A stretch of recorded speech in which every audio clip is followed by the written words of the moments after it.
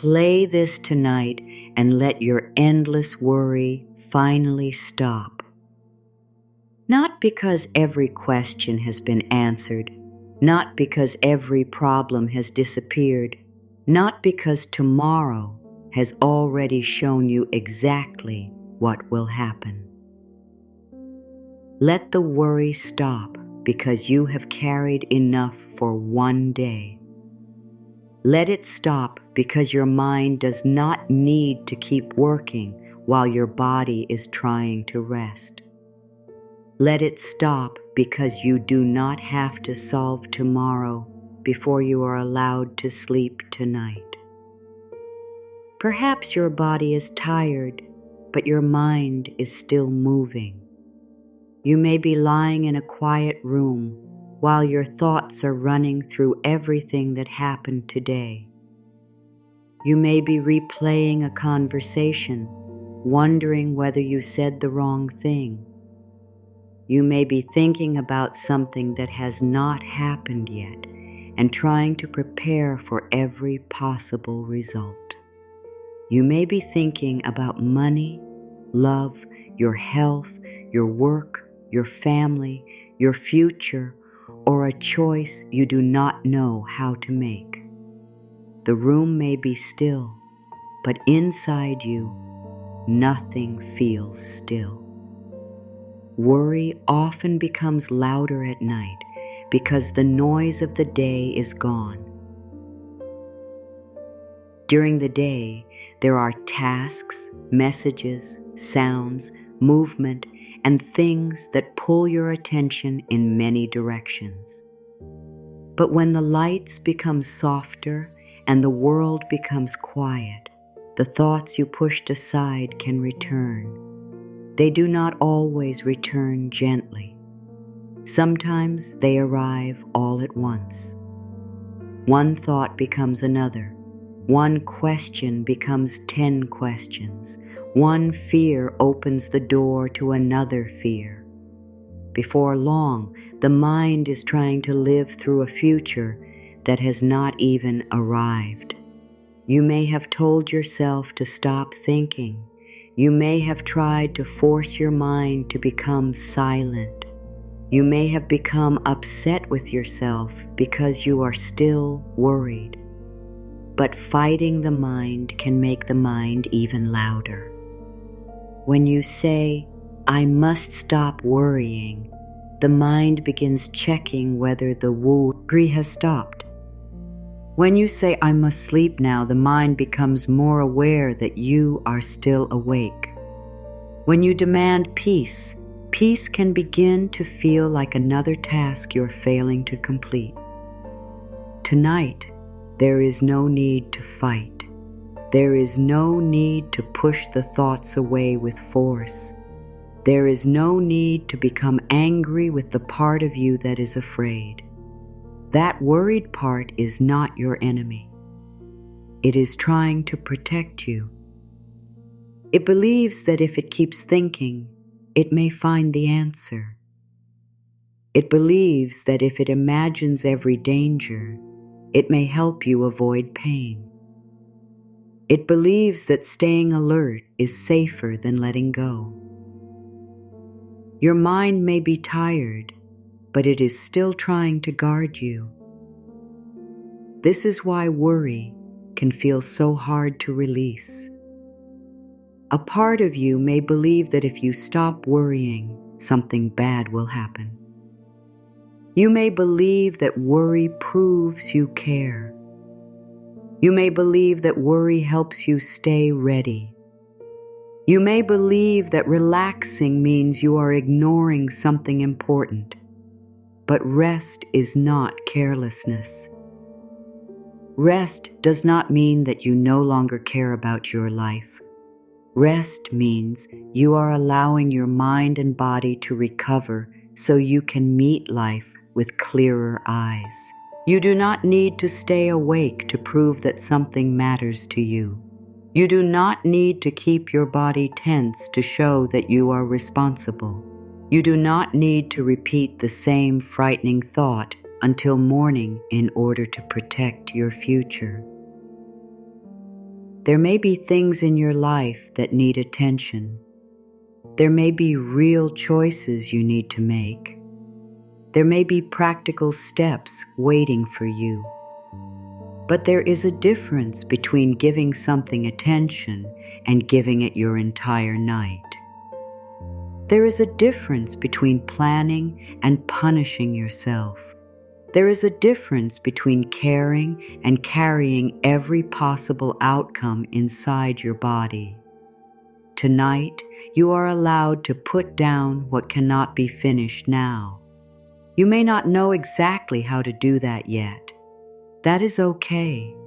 You do not have to know everything before you begin. You only need a little willingness.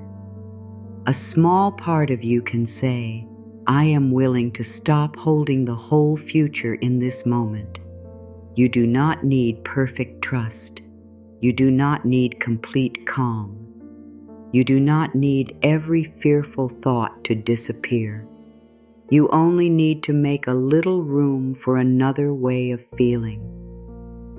Perhaps peace does not enter as a great wave.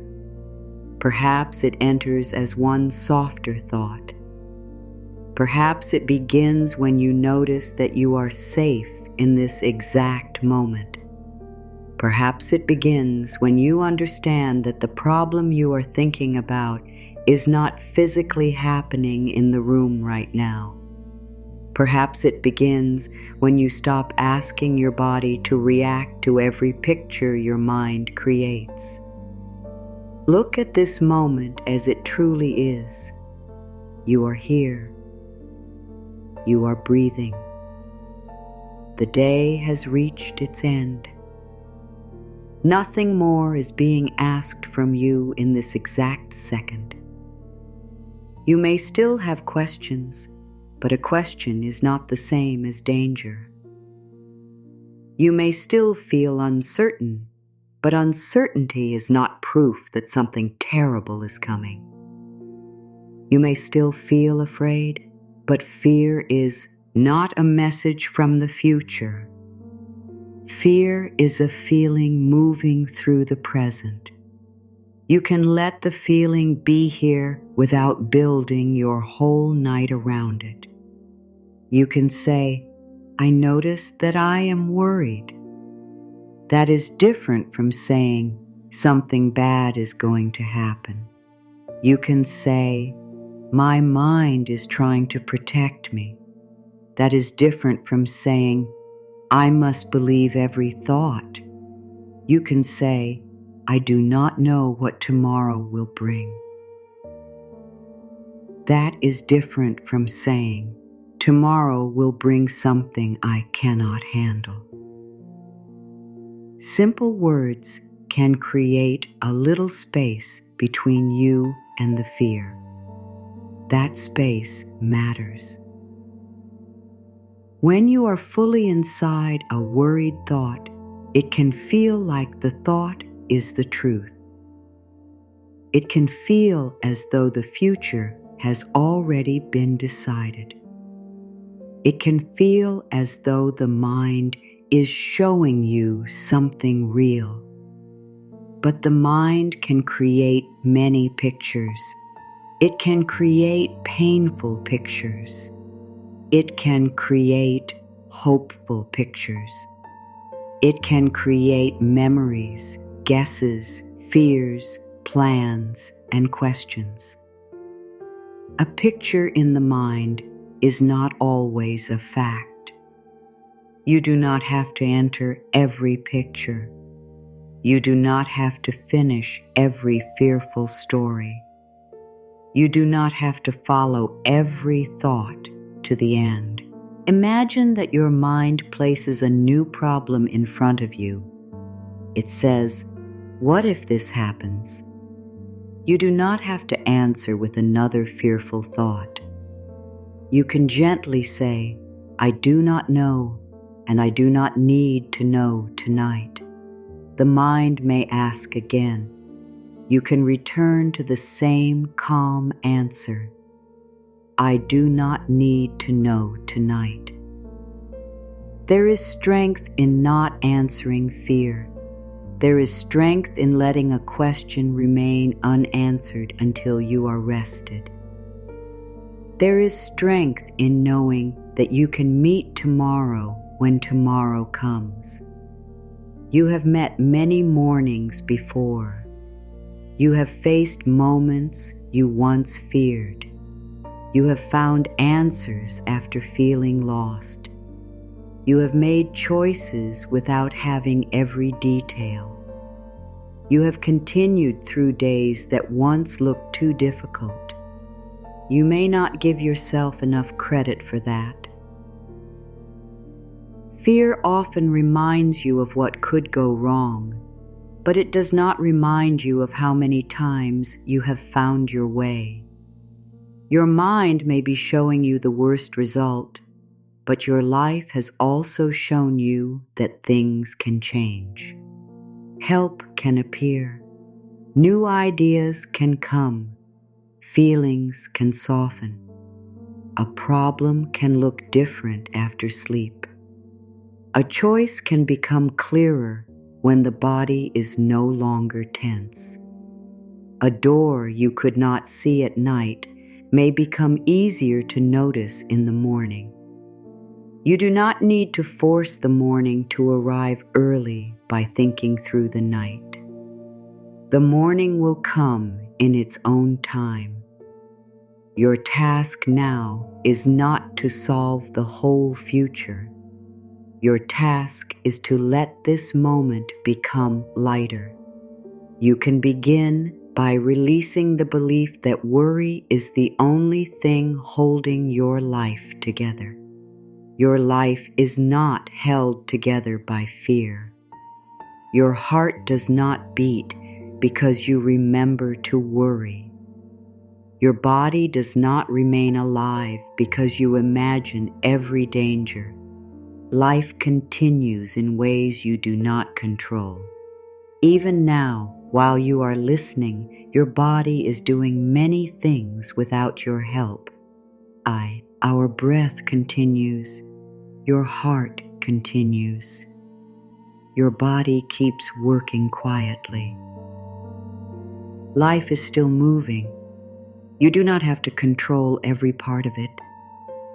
The same may be true for the things you are worried about. There may be movement you cannot see yet. There may be answers still forming. There may be information that has not arrived. There may be a change beginning in a place you cannot measure. There may be a better choice that becomes clear after you stop forcing yourself to find it tonight. You are allowed to trust that not everything depends on your worry. You are allowed to believe that life can continue working while you rest. This does not mean you pretend everything is perfect. It does not mean you ignore a problem. It means you stop asking fear to become your guide. Fear can tell you that something feels important, but fear does not always know what to do with it. Fear often wants immediate control. Wisdom can wait. Wisdom can breathe. Wisdom can take one step at a time. Tonight, let wisdom speak more softly than fear. Wisdom may say, "This matters, but I can return to it tomorrow." Wisdom may say, "I care, but I do not need to hurt myself with this thought." Wisdom may say, "I will do what I can when the time is right." Wisdom may say, "This moment is for rest." There is no shame in needing these words. There is no weakness in feeling tired of your own thoughts. There is no failure in having a mind that has learned to worry. A worried mind is often a mind that has been trying to stay safe for a long time. It may have learned that peace cannot be trusted. It may have learned that danger can appear without warning. It may have learned to stay ready, watch closely, think ahead, and prepare for pain. But what was learned can be gently changed. You do not have to change it all tonight. You are not trying to become a completely different person before sleep. You are only teaching the mind one new truth. You do not need to carry tomorrow through the night. Let that truth come close. You do not need to carry tomorrow through the night. You do not need to carry another person's choices through the night.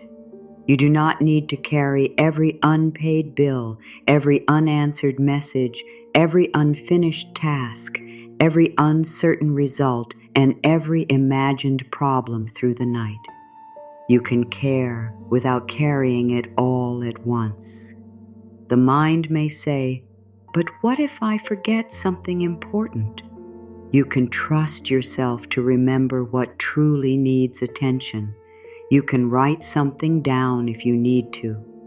You can make a simple note and let the paper hold it. You do not have to keep it moving inside your mind to prove that it matters. The mind may say, "But what if I need an answer now?" Ask yourself whether an answer is truly available now. If it is not, worry cannot create it. Worry can only make the waiting more painful. The mind may say, "But what if tomorrow is difficult?" Tomorrow may have challenges, but you will meet them with more strength after rest than after a night of fear. Sleep does not take away your power. It returns some of your power to you. Tonight is not asking you to stop caring. It is asking you to stop hurting yourself in the name of care. Let the bed hold your body. Let the room hold the silence. Let the night hold the questions that do not need answers yet. You have done enough for today. Even if you made mistakes, you have done enough for today. Even if some things remain unfinished, you have done enough for today. Even if you are uncertain, you have done enough for today. The day does not need to be perfect before it can end. You do not need to be perfect before you can rest. You can allow the day to close without reviewing every detail. You can stop measuring whether you said enough, did enough, earned enough, helped enough, or understood enough. There will be time to learn. There will be time to correct what needs to be corrected. There will be time to take another step. This moment is not asking for another step. This moment is asking for release. Release may begin very small. It may begin when you stop following one thought. It may begin when you let one question wait. It may begin when you notice the bed beneath you. It may begin when you say, "I am here, and right now I am safe enough to soften." Safe enough is enough. You do not have to feel completely safe. You do not have to feel completely calm. You can begin with safe enough. You can begin with one part of your body becoming less tense. You can begin with one sentence that does not frighten you. You can begin with one moment where you do not try to control the future. You may feel that worry has been endless, but no feeling stays exactly the same forever. Feelings rise, feelings fall, thoughts come, thoughts move. The mind changes direction. The body responds to new messages. What feels strong now can become softer. Tonight, you are giving the mind a new message. You are saying, "I am not leaving you alone with fear, but I am also not letting fear lead us through the night. You are saying, we can care about tomorrow without living there now. You are saying, we can rest before everything is solved. You are saying, this moment does not need another frightening story. The mind may not believe every word immediately. Let that be okay. You are not forcing belief. You are offering another path. You are showing the worried part of you that there is more than one way to meet uncertainty. Fear is one way, trust is another, control is one way, rest is another, repeating the problem is one way, allowing the answer to come later is another. You have spent enough time on the old path tonight. You can begin turning toward the new one. Worry repeats because the mind believes repetition will create safety. It believes that if it thinks about the problem long enough, it may find a way to stop pain before pain appears. It believes that if it keeps checking, planning, guessing, and preparing, nothing will take you by surprise. This is why the same thought can return even after you have already thought about it many times. The mind may know that the thought is tiring you, but another part still believes the thought is useful. This can be confusing. You may ask, why do I keep thinking about this when I know it is hurting me? The answer is not that you enjoy worry. The answer is not that you want to feel afraid. The answer is that your mind may have connected worry with protection. It may believe, if I stop thinking, I will lose control. It may believe, if I relax, I will miss something. It may believe, if I imagine the worst, I will be ready. It may believe, if I worry enough, I can prevent a painful result. These beliefs can become very strong, even when they are not true. Worry often begins with a simple question. What if something goes wrong? The mind does not always stop after asking the question. It begins searching for an answer. It remembers old pain. It notices every reason the fear could be true. It creates pictures of what could happen. It imagines what you might say, what you might lose, how you might feel, and how difficult everything could become. The body listens to these pictures. The body does not always know that the picture is only a thought. It may react as though the feared event is happening now. The shoulders rise, the jaw becomes tight, the chest feels heavy, the stomach turns, the breath becomes shorter, the hands may feel restless, the heart may beat faster. Then the mind notices the body. It says, I feel afraid, so this must be serious. The body's fear makes the thought feel more real. The thought creates more fear in the body.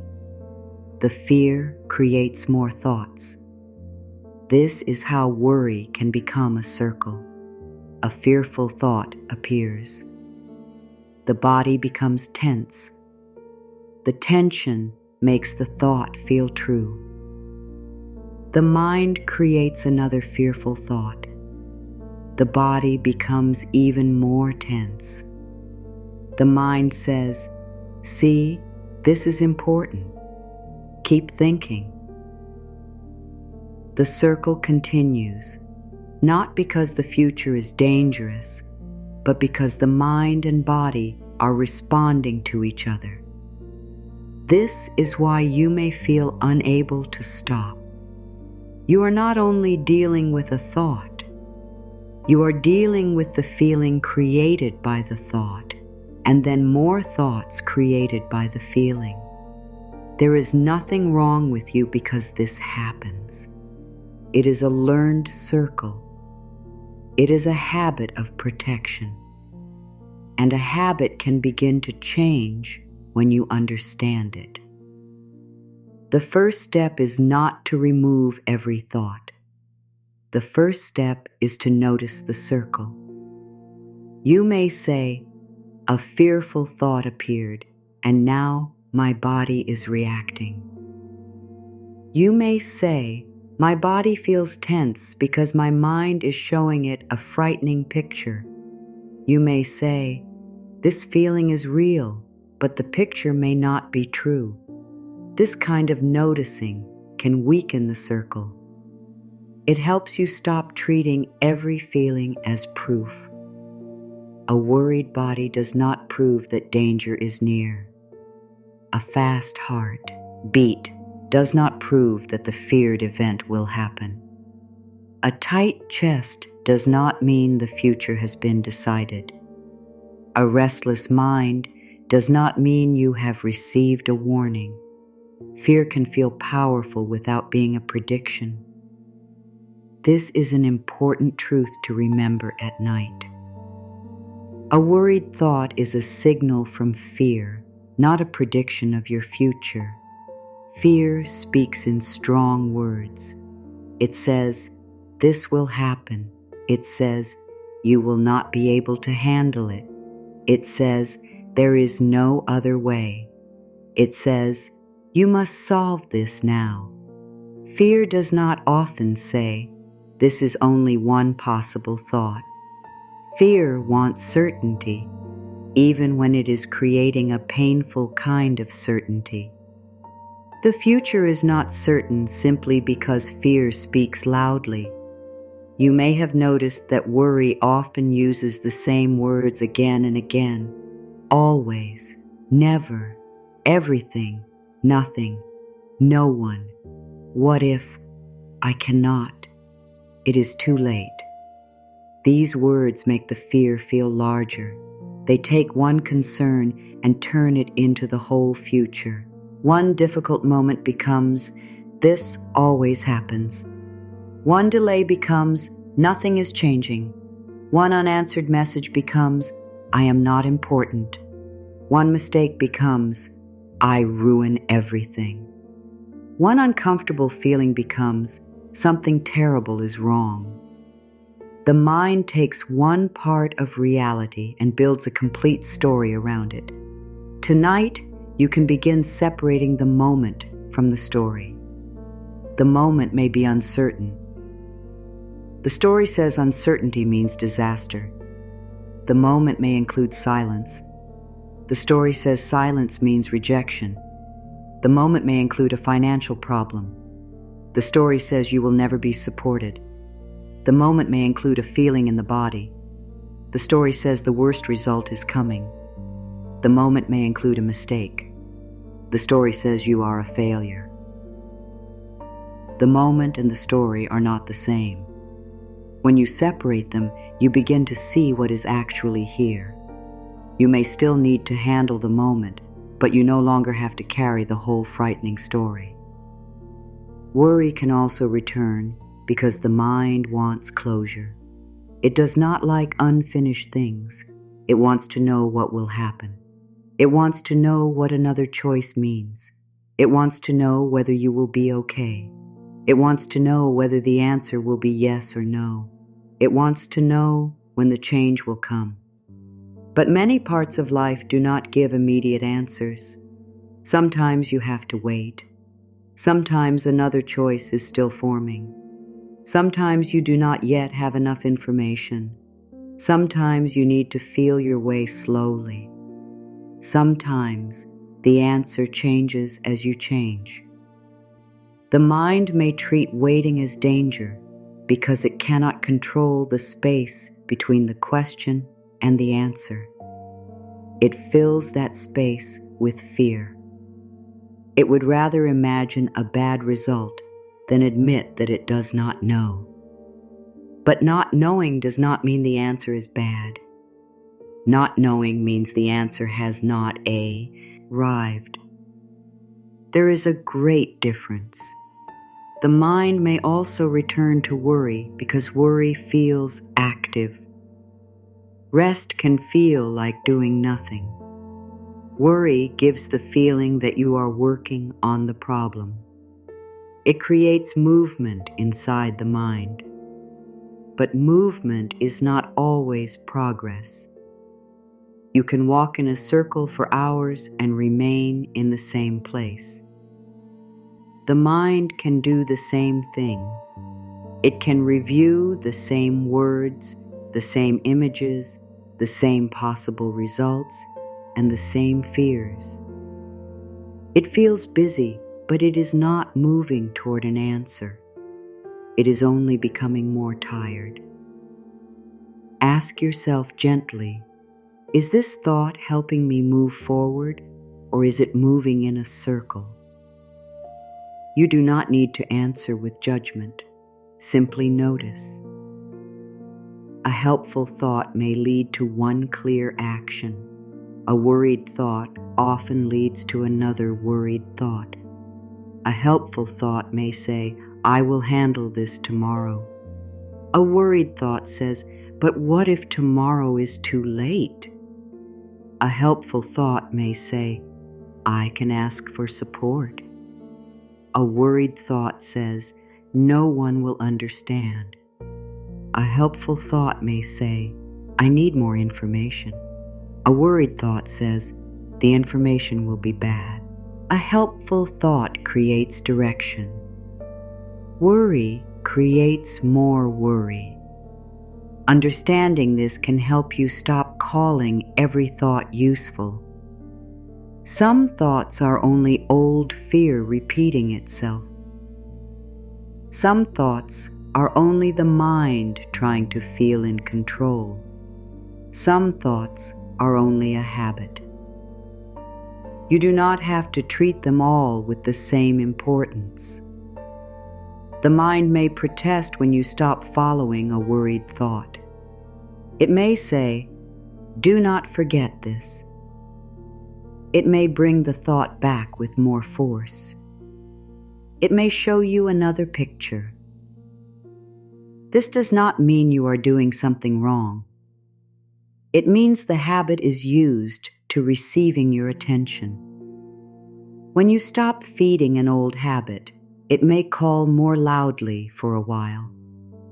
Meet it with patience. You can say, I hear you. You are trying to protect me. But this thought is not helping me now. You can say, if there is something useful to do, I will do it at the right time. You can say, repeating this fear will not create safety. You can say, I am allowed to rest before I know the answer. Do not fight the worried part.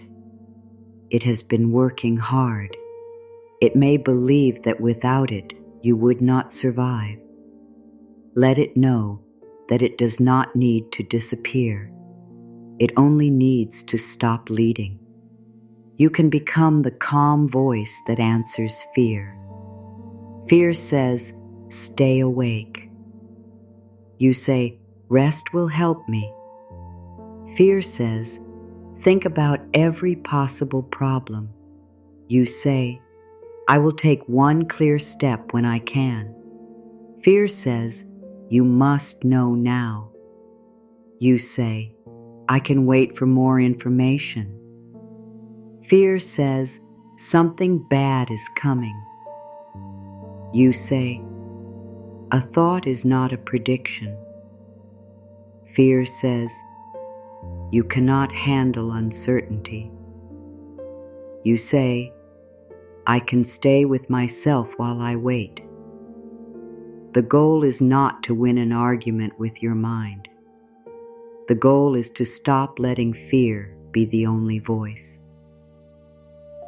The worried voice may still be there, but another voice can become stronger.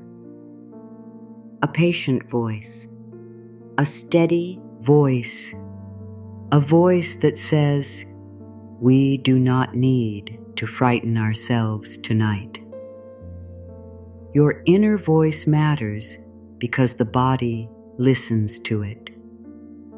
If the mind keeps saying, "Danger, danger, danger," the body stays ready. If the mind begins saying, "This is a thought, I am here, I am safe enough in this moment," the body may slowly begin to soften. The change may not happen instantly. The body may need to hear the new message many times. That is natural. If it has been receiving fear for years, it may not trust peace after one sentence. Do not turn this into another reason to judge yourself. You are building a new feeling of safety. Safety is often built through repetition, not repeated fear, repeated kindness, repeated patience, repeated reminders that the present moment is different from the picture in the mind. Repeated proof that you can feel uncertain without abandoning yourself. The mind may also worry because it believes your attention keeps other people safe. You may feel responsible for what everyone is feeling, choosing, or doing. You may think about whether someone is upset, whether someone is okay, whether someone will make the right choice, or whether someone will understand you. Caring about others is natural, but your worry cannot control another life. Your fear cannot make another choice for them. Your sleeplessness cannot guarantee their safety. You can love without placing every possible outcome inside your body. You can say, "I care, and I release what is not mine to control." This may feel difficult at first. If you are used to carrying emotional weight for others, release can feel selfish. It is not selfish. It is honest. You can offer love, support, truth, and practical help. But you cannot live another life from inside your worried mind. You are responsible for your choices. You are responsible for your words. You are responsible for the care you can truly give. You are not responsible for controlling every result.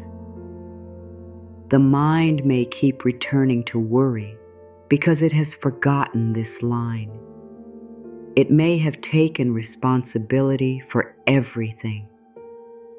It may feel that if something goes wrong, it will be your fault for not thinking enough, planning enough, helping enough, or watching closely enough.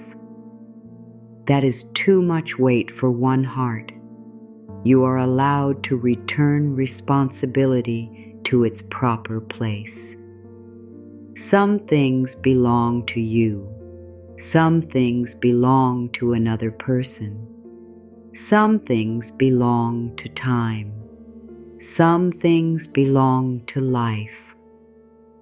You do not need to carry them all. Worry can also come from old pain. If something difficult happened before, the mind may watch for signs that it will happen again. It may say, "Be careful, do not relax. Remember what happened last time." The mind uses the past to protect the future. But the present is not always the past. You are not standing in the same moment. You may have more awareness now. You may have stronger boundaries. You may know what you will no longer accept. You may be more willing to ask for help. You may be more able to leave, speak, choose, or protect your peace. The old pain may still speak, but it does not have to decide what happens now. You can thank the mind for remembering, then remind it that you are here today. This is a new moment. I have more choices now.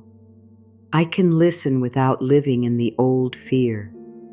I can be careful without being consumed. I can protect myself without frightening myself. This is how worry begins to lose some of its power.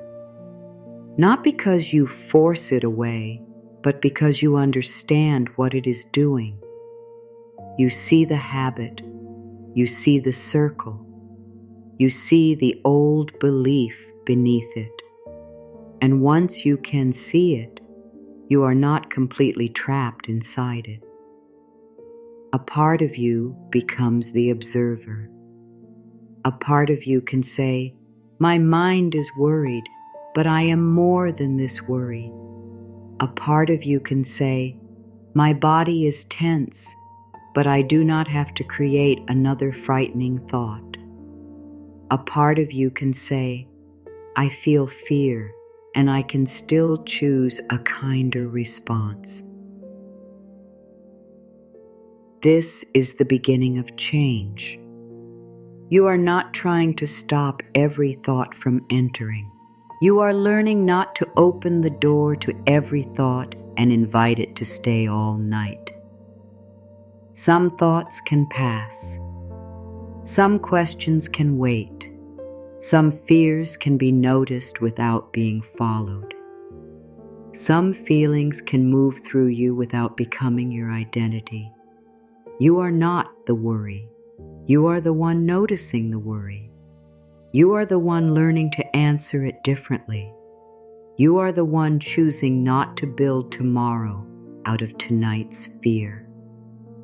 The mind may return to worry again. Let it return without calling it failure. Each return gives you another chance to practice the new response.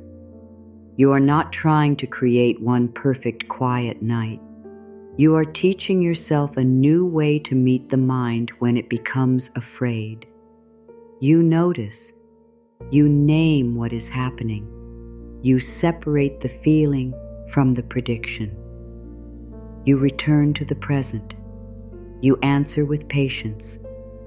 You let the question wait. The circle begins to open.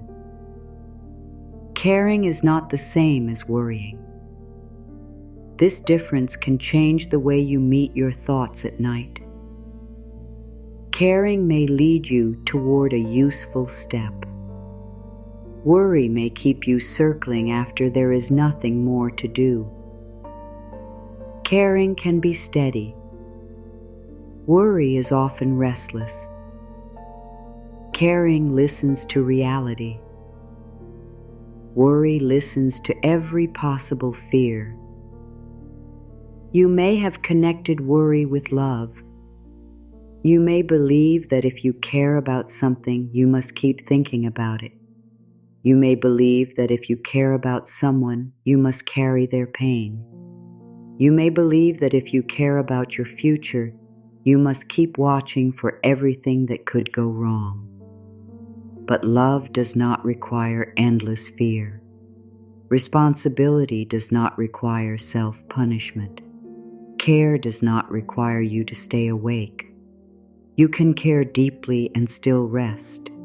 You can care about a problem and decide that you will return to it tomorrow. You can care about someone and accept that you cannot control their choices. You can care about your health and refuse to turn every feeling into a frightening story. You can care about money and choose one practical step instead of imagining the worst result all night. You can care about your future without trying to live through every possible future before it arrives. The difference between care and worry often becomes clear when you ask, "Is there something useful I can do?" If the answer is yes, care helps you choose the action. If the answer is no, worry may continue repeating the problem. Suppose there is something you need to remember tomorrow. Caring may help you write it down. Worry may make you repeat it in your mind for hours. Suppose there is a conversation you need to have. Caring may help you decide what truth you want to express. Worry may make you imagine every possible reaction. Suppose there is a money problem. Caring may help you review the facts, make a plan, ask for advice, or take one step. Worry may create 10 painful endings before you have even seen what choices are available. Suppose you are waiting for an answer. Caring may help you stay open and continue with your life. Worry may make you check again and again, searching for certainty that has not arrived. Caring creates movement when movement is possible. Worry keeps moving when there is nowhere to go. Tonight, ask yourself one simple question. Am I solving something, or am I repeating fear? Do not ask with anger. Do not use the question to criticize yourself. Ask it with honesty. Perhaps you are not solving anything now. Perhaps you have already thought about the issue. Perhaps you have already made the call, sent the message, checked the account, reviewed the choice, or planned the next step. Perhaps nothing more can happen until morning. If so, the mind does not need to continue. You can say, "I have done what I can for today." This sentence may feel strange if you are used to believing that there is always more you should do. You may feel guilty when you stop. You may think resting means you are giving up. But every day must have an ending. Every task cannot be completed in one day. Every feeling cannot be understood in one night. Every problem cannot be solved before sleep. You have limits because you are human. Limits are not failures. Your body needs a time when it is no longer being asked to work, plan, protect, perform, respond, and prepare. Rest is part of responsible living. Without rest, the mind becomes more fearful, the body becomes more tense, and small problems can begin to look much larger. A rested mind can often see what a worried mind cannot see. A rested mind can notice choices. A rested mind can hear its own wisdom. A rested mind can respond instead of react. A rested mind can separate fact from fear. You are not losing time when you rest. You are preparing yourself to use tomorrow more wisely. There are 3 kinds of concerns you may be carrying tonight. Some can be handled now. Some must wait until later. Some are outside your control. The first kind is something you can handle now with one clear action. Perhaps you need to place something where you will remember it. Perhaps you need to write a short note. Perhaps you need to make one simple choice. Perhaps you need to care for your body in a practical way. If one calm action is available, take it without turning it into a long mental event. The action does not need fear. You do not need to tell yourself a frightening story while doing something useful. You can act from steadiness. You can say, "This is the step available to me now." Then let the step be enough. The second kind is something that must wait. Perhaps the office is closed. Perhaps the answer has not arrived. Perhaps another person is not available. Perhaps you need information that you do not have. Perhaps the decision will be clearer after time. When something must wait, worrying does not make the waiting shorter. You can say, "This needs attention, but not at this moment." You can give it a place in tomorrow instead of forcing it to live inside tonight. The third kind is something outside your control. This may be another person's feelings. It may be a result that depends on many things. It may be timing. It may be the past. It may be a future event that no one can fully predict. When something is outside your control, the mind may try even harder to control it through thought. But thought does not create control where control does not exist. This can be painful to accept. Yet acceptance can also be freeing. You can say, "I do not control this, but I can control how I care for myself while I wait." You can control whether you speak to yourself with kindness. You can control whether you return to the present. You can control whether you ask for help. You can control whether you take the next honest step. You can control whether you keep feeding fear. You may not control the whole situation, but you are not powerless. Your power may be smaller and quieter than worry wants. Worry wants complete control. Real power often looks like one steady choice.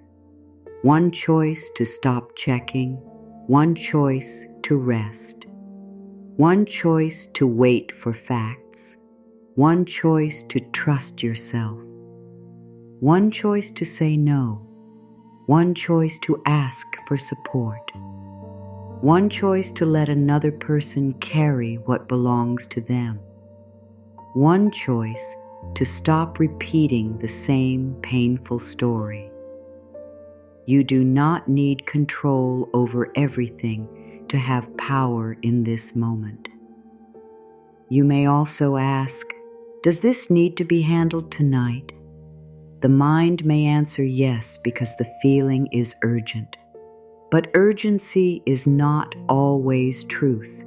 Worry can make everything feel as though it must be solved immediately. Notice whether the situation truly needs action now or whether the body is simply uncomfortable with waiting. Discomfort is not always a command. You can feel uncomfortable and still choose not to act from fear. You can feel uncertain and still wait. You can feel the urge to check and still let the phone remain where it is. You can want an answer and still allow the answer to come later. You can feel fear and still choose rest. This is emotional strength. It is not the absence of feeling. It is the ability to feel without letting every feeling control your next move. Perhaps you have been trying to solve something by thinking harder. Ask whether more thought is creating more clarity. Sometimes the answer is yes. Sometimes you need time to consider a choice. But if the thought has become circular, more thought may only create more fear. Clarity does not always come through pressure. Sometimes clarity comes after space. Sometimes clarity comes after sleep. Sometimes clarity comes when you stop asking the same question. Sometimes clarity comes when the body feels safe enough for a deeper answer to rise. You can care for the question by giving it space. You can say, I do not need to force the answer. I am willing to let understanding come. This is not passive. It is patient. Patience is not doing nothing. Patience is refusing to destroy your peace while something is still forming. You may worry that if you stop thinking about the problem, you will lose your chance to fix it. But a true answer will not disappear because you rested. A useful idea can return. A needed step can still be taken. A truth can wait until you are able to hear it clearly. You do not have to keep your mind in pain to remain connected to what matters. You can care deeply without carrying everything endlessly. Let those words reach the part of you that has believed it must hold the whole world. You can care deeply without carrying everything endlessly. You can care about your home without holding every task in your mind. You can care about your work without letting it live inside your body all night. You can care about love without trying to control another heart. You can care about money without treating every uncertain number as a disaster. You can care about your health without making fear the only voice you hear. You can care about your future without trying to see every step now. Your care becomes more useful when it is not mixed with endless fear. Care may say, I will face this. Worry says, I must face every possible version of this now. Care may say, I need support. Worry says, I should be able to control this alone. Care may say, I will learn. Worry says, I must already know. Care may say, I made a mistake and I can correct what I can. Worry says, this mistake has ruined everything. Care makes room for truth. Worry makes fear larger than truth. You are allowed to choose care. This choice may require you to trust yourself in a new way. Endless worry often grows from the belief that you will not know what to do when the time comes. It says, think now because later you may fail. But you can begin building another belief. I trust myself to meet the next moment. You do not need to trust yourself to control everything. Trust yourself to respond. Trust yourself to ask questions. Trust yourself to learn. Trust yourself to change direction. Trust yourself to seek help. Trust yourself to leave what harms you. Trust yourself to survive disappointment. Trust yourself to receive good things without fear. Trust yourself to face tomorrow after you have rested. This kind of trust is not loud. It may begin as a quiet possibility. Perhaps I will know more when I need to know it. Perhaps I can handle one step at a time. Perhaps I do not need to prepare for every pain tonight. Let the possibility be enough. You may not feel fully confident. You do not need full confidence. You only need to stop giving all your trust to fear. Fear has been making many promises. It promises that worry will protect you. It promises that control will make you safe. It promises that imagining the worst will make pain easier.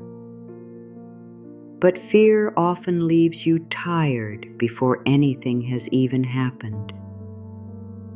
You can ask whether these promises have helped you. Has worry truly created the safety you wanted? Has repeating the problem made the answer clearer? Has imagining the worst made you stronger?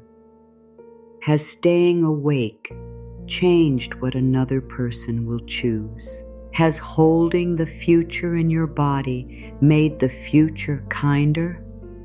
You do not need to judge the past. You were doing what you knew. You were trying to protect yourself.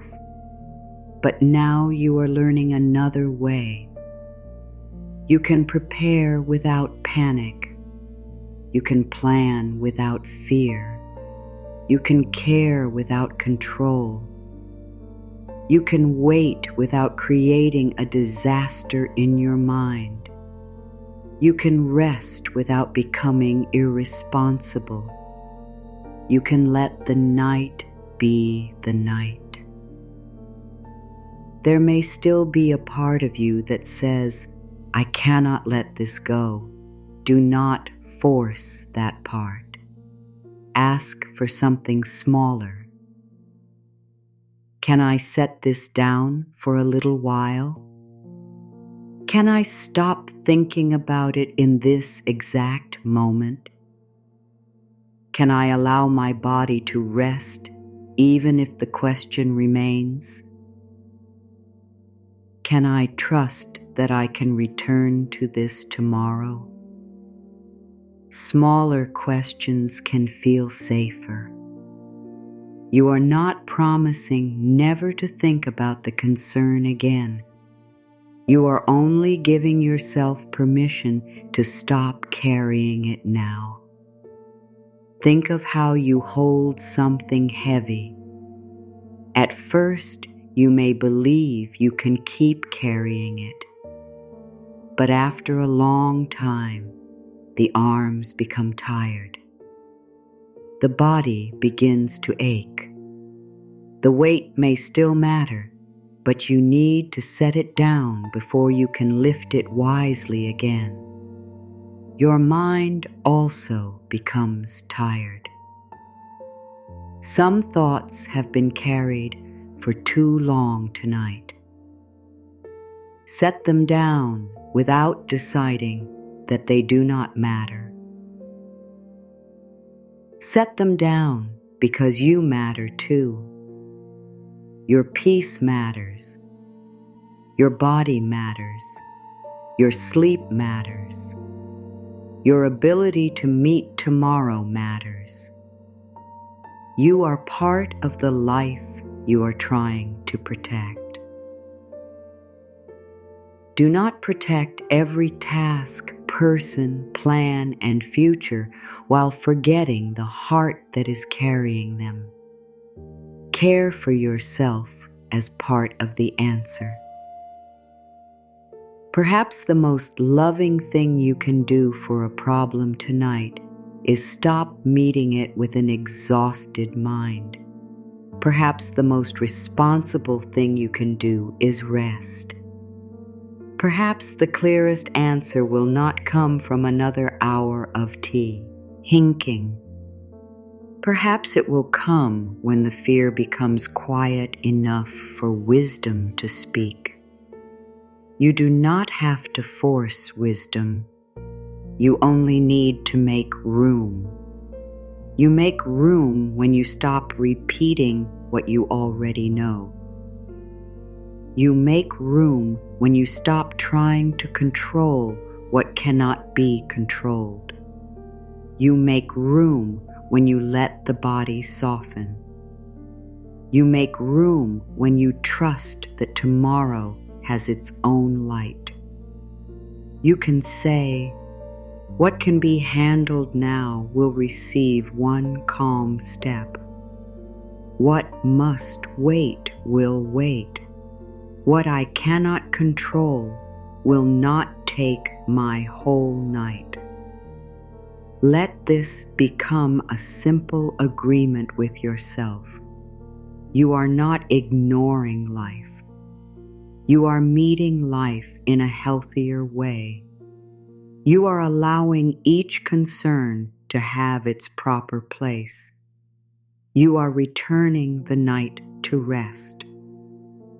There may still be thoughts. Let them come and go. You do not need to chase them. You do not need to answer them. You can recognize them as old attempts to create safety. My mind is trying to protect me. I do not need this thought right now. I can return to it tomorrow if it still needs my attention. This moment belongs to rest.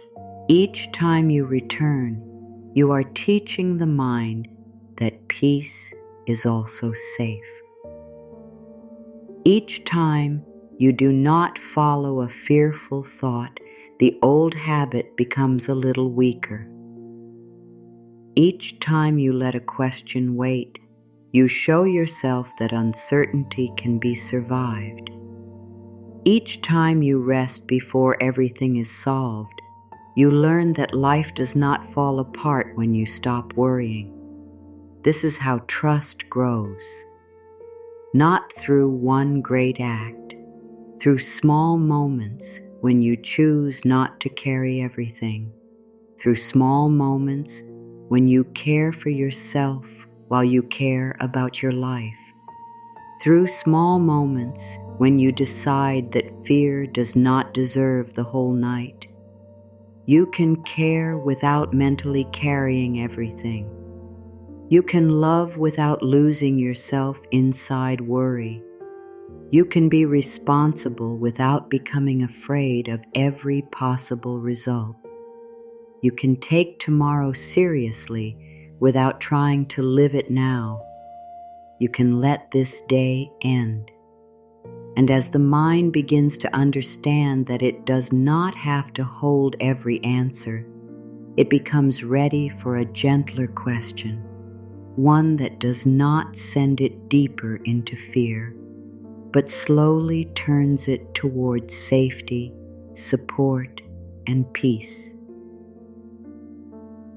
The mind is always searching for something. It searches for meaning. It searches for proof. It searches for signs that you are safe or signs that you should be afraid. It listens to the questions you repeat, and then it begins looking for answers. This is why the questions you ask yourself matter so deeply. When the mind asks, "What if everything goes wrong?" it does not leave that question empty. It begins working. It looks through old memories. It remembers disappointment. It brings back moments when you felt unprepared. It imagines painful outcomes. It studies every small detail and turns it into possible danger. The mind believes it is helping. It believes that if it can find enough reasons to be afraid, you will be ready. But readiness, see, built from fear, rarely feels like true readiness. It feels like tension. It feels like endless checking. It feels like being tired before anything has happened. It feels like living inside a future that may never arrive. A fearful question can keep the mind walking in the same direction all night. What if I lose this? What if they leave? What if I do not have enough? What if my body is not okay? What if tomorrow brings bad news? What if I make the wrong choice? Each question becomes a doorway.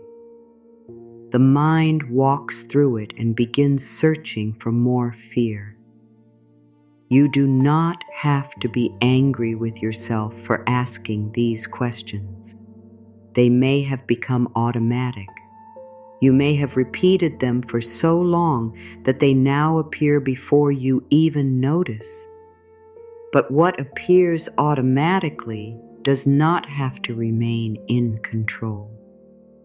You can choose a different question. A gentle question does not deny the problem. It does not pretend that everything is perfect. It simply gives the mind another direction. Instead of asking, "What if everything goes wrong?" you may ask, "What if something begins to work out in a way I cannot yet see?" Instead of asking, "Why can I never relax?" you may ask, "What is helping me feel a little safer in this moment?" Instead of asking, "Why does this always happen to me?" you may ask, "What am I learning about what I need now?" Instead of asking, "What if I cannot handle tomorrow?" you may ask, "What if tomorrow gives me the strength I need when I need it?" The new question does not need to feel completely true at first. It only needs to open a small space. The old question tells the mind that danger is certain. The new question reminds the mind that another possibility exists. This is not about creating false hope. It is about becoming fair with yourself. Fear has been allowed to offer its possibilities again and again.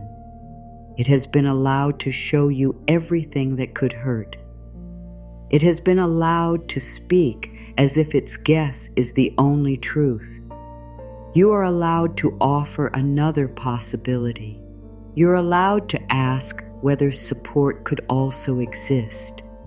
You're allowed to ask whether the outcome could be kinder than fear expects.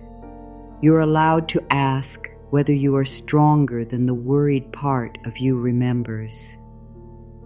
A gentle question can lead the mind away from fear and toward peace. Perhaps you have been asking, "Why am I still like this?" That question carries judgment. It assumes something is wrong with you. It tells the mind to search for every reason you have failed to change. The mind may answer, "Because you are weak, because you never learn, because you are too sensitive, because you always return to the same fear." These answers are not healing. They only deepen the pain. Try another question. What is helping me change, even if the change is slow? Now the mind has a new task. It may notice that you are more re-aware than before. It may notice that you are listening instead of running. It may notice that you are asking for help. It may notice that you are learning not to believe every thought. It may notice that you are here trying again. The change may be quiet, but the mind begins to see it. The question, "What if?" can be very powerful when it is used with love. Fear often uses "what if" to create danger. What if I fail? What if I am rejected? What if I cannot recover? What if I never find peace? You can gently reclaim those same words. What if I am being guided through this?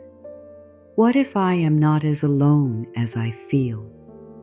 What if this difficult season is not permanent? What if the answer comes after I stop forcing it? What if I can rest without losing control? What if my life is not moving toward disaster? The purpose is not to force the mind to say yes. The purpose is to loosen its painful certainty. Fear says, "This will end badly." A gentle "what if" says, "You do not know that." Fear says, "There is no way forward." A gentle "what if" says, "Perhaps the way has not become clear yet." Fear says, "You cannot handle this." A gentle "what if" says, "Perhaps you will meet it with more strength than you expect." There is comfort in remembering that fear does not know everything. Fear is not wisdom. Fear is not a clear view of the future. Fear is a part of you trying to prevent pain. You can respect that part without letting it decide what every unknown moment means. Another helpful opening is, "How is?"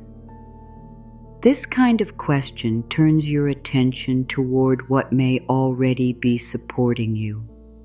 How is life supporting me right now?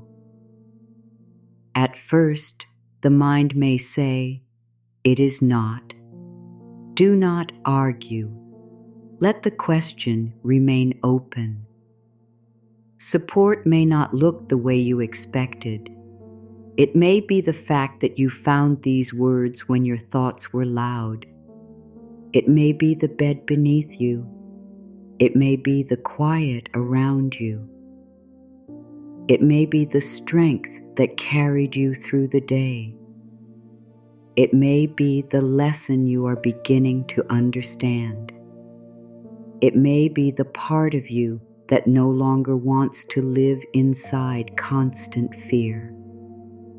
Support is not always a great answer. Sometimes support is a small opening.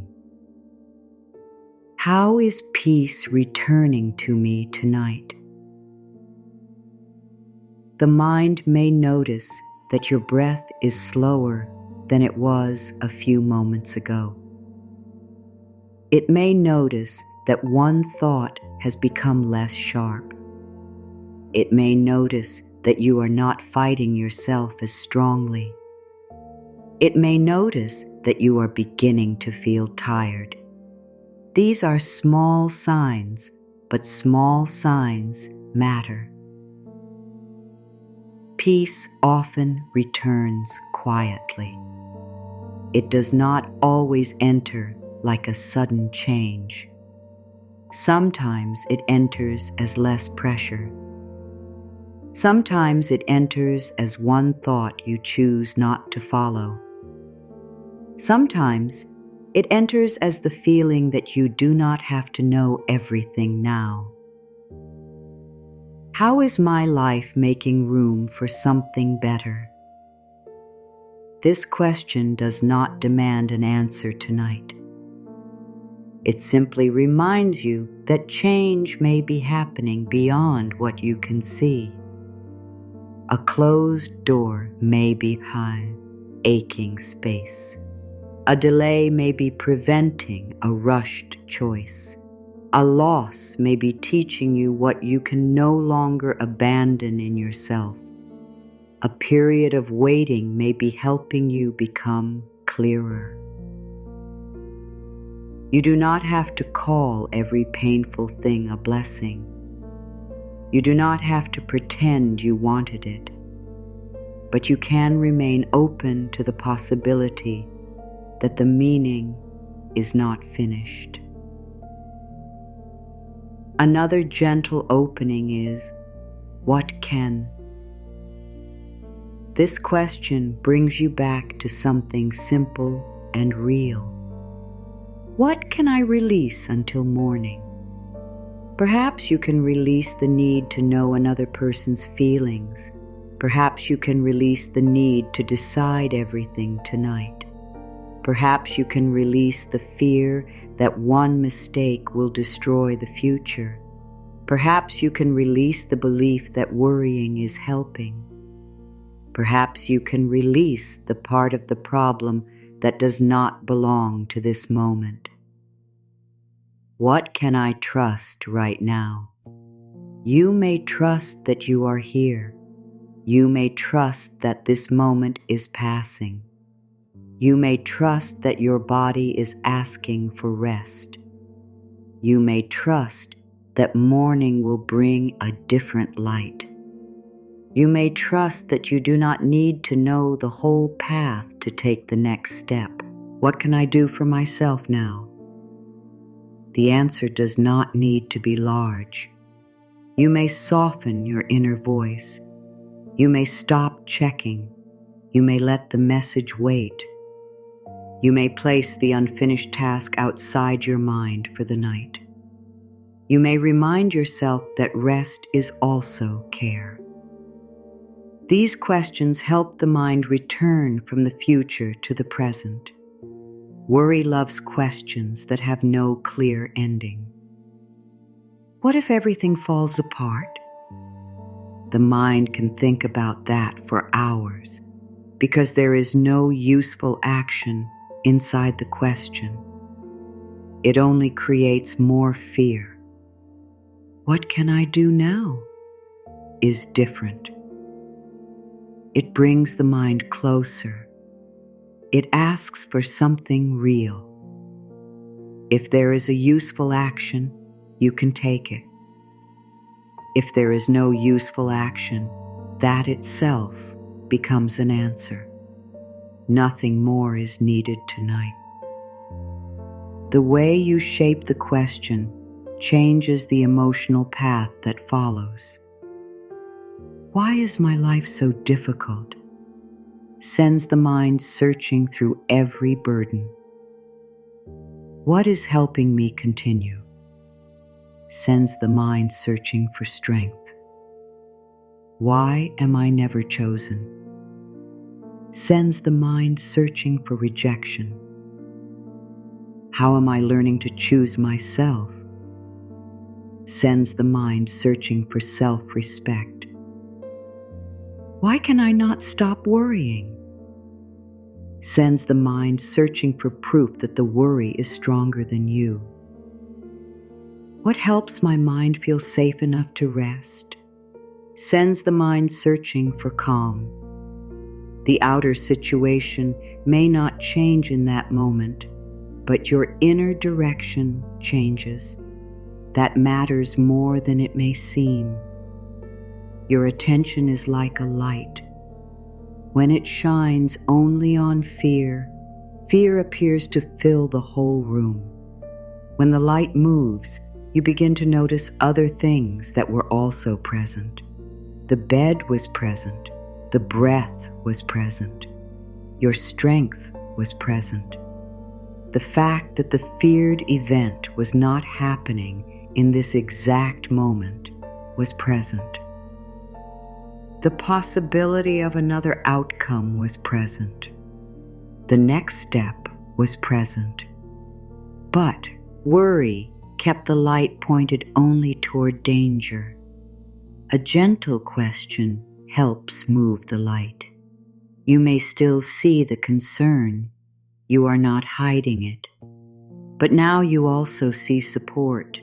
You also see choice. You also see that the future is still open. You do not have to ask many questions at once. Too many questions can become another form of mental work. Choose one question that feels gentle enough for your body. What if I do not need to solve this tonight? How is peace finding me now? What can I safely leave for tomorrow? Let one question stay with you. Do not force the answer.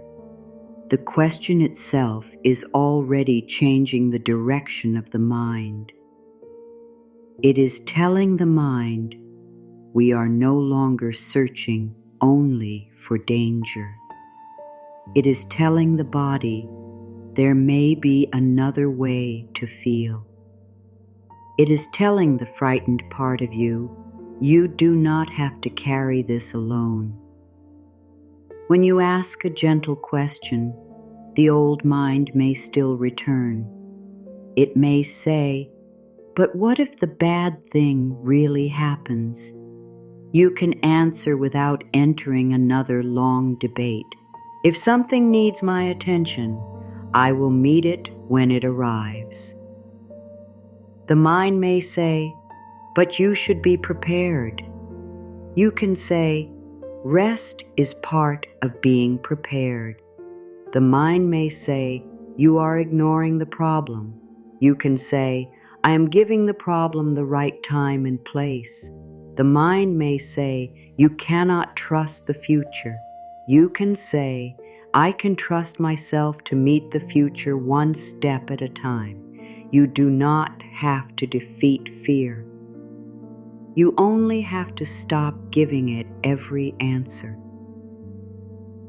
There is a peaceful kind of strength in saying, maybe something good is also possible. Maybe the conversation will be easier than you think. Maybe the answer will bring relief. Maybe the delay will guide you somewhere better. Maybe your body needs care, not panic. Maybe the future is not asking you to see it all tonight. Maybe life has more ways to support you than the worried mind can imagine. You may not be ready to believe these things fully. Belief is not required. A small openness is enough. Perhaps, maybe, what if? These soft words create room. When the mind has been living inside fearful certainty, room is healing. You can stop saying, I know something bad will happen. You can begin saying, I do not know what will happen. That may not sound positive, but it is freedom. I do not know removes fear's false certainty. It brings you back to truth. The truth is that tomorrow has not arrived. The truth is that many outcomes are possible. The truth is that you have not seen every form of help. The truth is that you may understand more later. The truth is that you do not need the full answer to rest. You can gently ask, what if not knowing can be safe for tonight? Let the question rest without effort. Not knowing does not mean you are lost forever. It means the next part has not been revealed. There are many things in life that began in uncertainty. Every new path once looked unclear. Every change once existed before you could see how it would happen. Every answer once lived beyond the edge of what you knew. You have survived uncertainty before. You have waited for answers before. You have learned as you moved. You have found strength after believing you had none left. You do not need to remember every example. Your life already knows. Let the mind search for proof of your strength instead of proof of danger. Ask, how have I supported myself before? Perhaps you continued even when you were afraid. Perhaps you made a difficult choice. Perhaps you asked for help. Perhaps you left something that hurt you. Perhaps you started again. Perhaps you rested and returned with more clarity. These things count. The worried mind may forget them because it is focused on what could go wrong. A gentle question helps it remember who you are. You are not only the person who worries, you are also the person who has continued. You are also the person who has learned.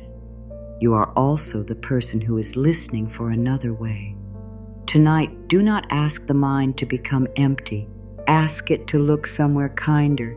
Do not ask it to guarantee a perfect future. Ask it to notice what is safe now. Do not ask it to solve everything. Ask it what can wait. Do not ask it to stop caring. Ask it to care for you too. The question changes. The search changes. The feeling begins to change. And as the inner search becomes softer, the body receives a new message. It no longer hears only danger. It begins to hear that this moment may be safe enough to release. Worry does not live only inside words. It moves into the body. It can sit in the shoulders like weight. It can hold the jaw tightly. It can gather in the chest. It can twist through the stomach. It can make the hands restless and the forehead tense. The mind may be thinking about tomorrow, but the body is reacting now. A thought about money can tighten the stomach. A thought about love can make the chest feel heavy. A thought about health can make every feeling in the body seem louder. A thought about the future can keep the whole body alert, as though something is about to happen in the room. This is why telling yourself to stop thinking may not feel like enough. The body has already received the message that something is wrong. It needs another message. It needs to know that it is allowed to stop preparing for danger. You do not have to command the body to relax. The body may not respond well to another command. It has already been carrying many demands. You must sleep. You must calm down. You must stop feeling this. You must be ready for tomorrow. These thoughts may create more pressure. Try speaking to the body in a way that feels like care. Dear body, you have carried enough today. Let the words be simple. Your body does not need a long explanation. It needs warmth. It needs patience. It needs to know that you are not angry with it for feeling tense. The body is not trying to ruin your night. It is trying to protect you. The tight shoulders may be holding everything you believed you could not set down. The tense jaw may be holding words you did not say. The heavy chest may be carrying feelings you did not have time to feel. The restless stomach may be responding to all the uncertain pictures the mind has created. None of this means something is wrong with you. It means your body has been listening. Now it can begin listening to something kinder. You do not have to prepare for every possible problem. You are allowed to soften now. This moment is safe enough for rest. You have done what you could today. The night does not need your fear. Let the words come without force. Perhaps the body does not change immediately. That is okay. A body that has been tense for hours may need time to trust the new message. You are not trying to make it obey. You are building trust. Trust grows when you stop attacking the body. Many people become afraid of tension and then make the tension stronger. They feel the chest becoming tight and think, something bad is happening. They notice the stomach and think, this must mean danger. They notice restlessness and think, I will never sleep. The body hears these thoughts and becomes more alert. You can choose another response. My chest is tight because I have been carrying fear.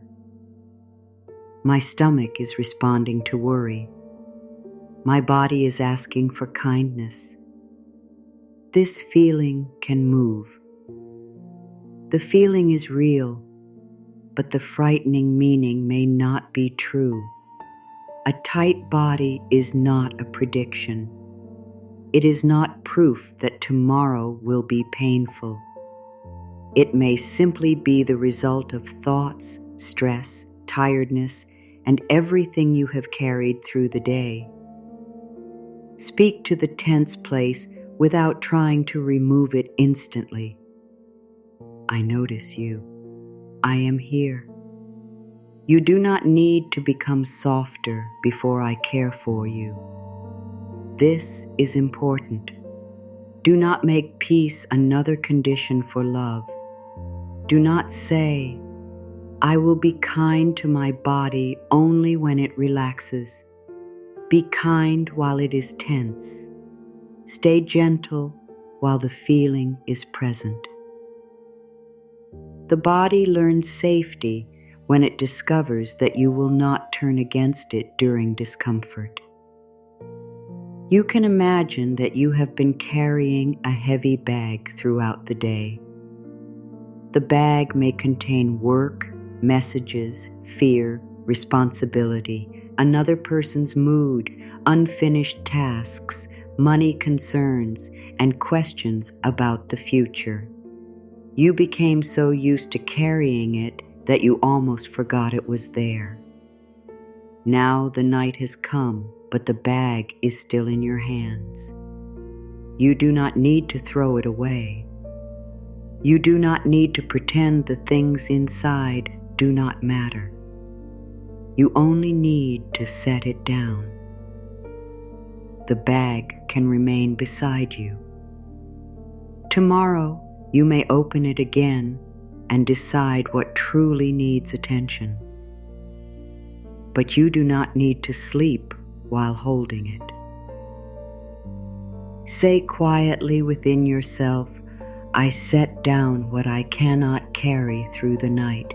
Let the shoulders hear the wounds. I set down what is not mine. Let the chest hear the words. I set down what cannot be solved now. Let the hands hear the words. I set down the need to control tomorrow. Setting something down is not losing it. You are not losing your responsibility. You are not losing your care. You are not losing your ability to act. You are only releasing the weight from your body for this part of the day. Your body needs to know that the day has ended. Sometimes the mind knows it is nighttime, but the body is still living as if the day continues. It is still waiting for another message, another task, another problem, another demand. You can help it understand. This day is complete enough. The word enough matters.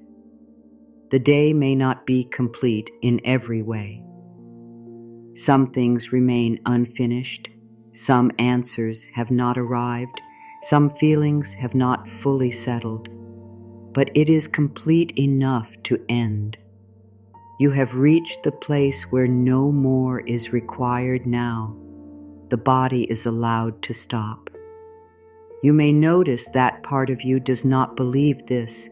It may say, I should have done more. You can answer, perhaps there is more to do, but not now. It may say, I was not good enough today. You can answer, I do not need to judge my whole life tonight. It may say, tomorrow will be difficult. You can answer, tomorrow can meet me after I rest. Each answer becomes a signal. The body has been waiting for permission. Permission to stop working. Permission to stop watching. Permission to stop holding the face you showed the world. Permission to stop being strong for everyone. Permission to be tired. Permission to need comfort.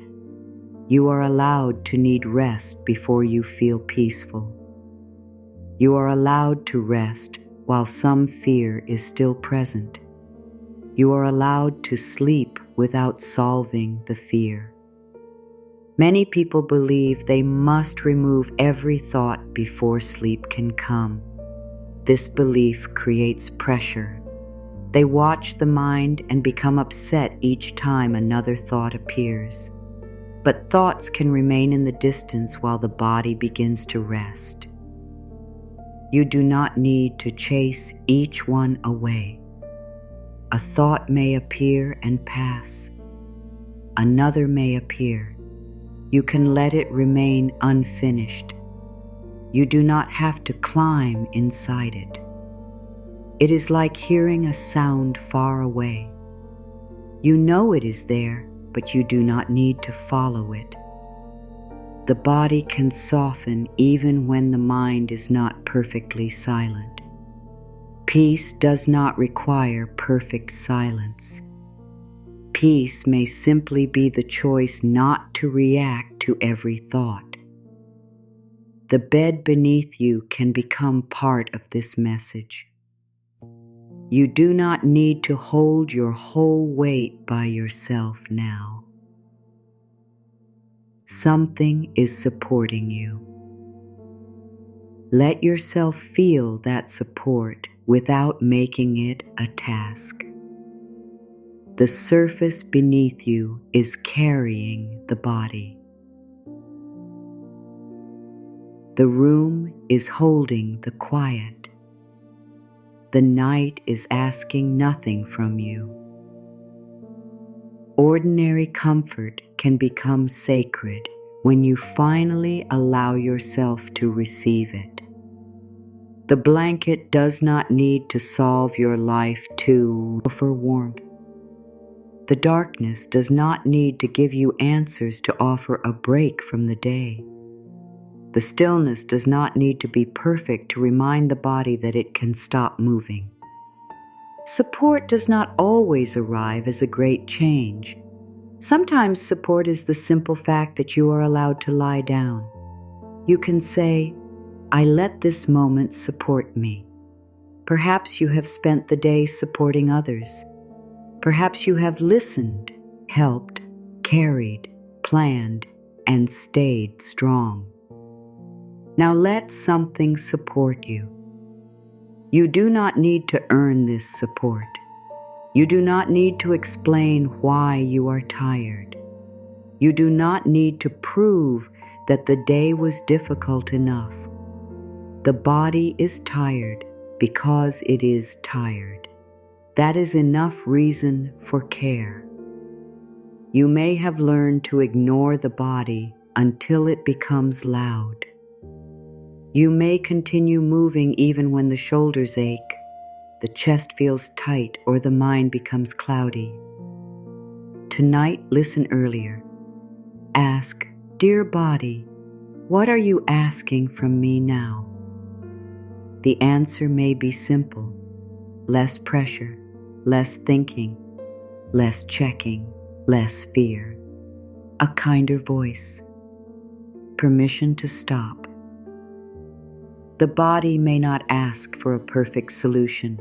It may only ask you not to add more pain. Worry creates one kind of pain. Criticizing yourself for worrying creates another. Feeling tired creates one kind of discomfort. Telling yourself you should not be tired creates another. Let the second pain go. You do not need to attack yourself for how the day affected you. You can meet the body where it is. This is how I feel now, and I can be gentle with myself here. Gentleness is not weakness. Gentleness is the decision not to become another source of fear inside yourself. The world may have been loud. Another person may have been difficult. The future may feel uncertain, but your own voice can become a place of safety. Your body hears every word you say inside. It hears, something terrible is going to happen.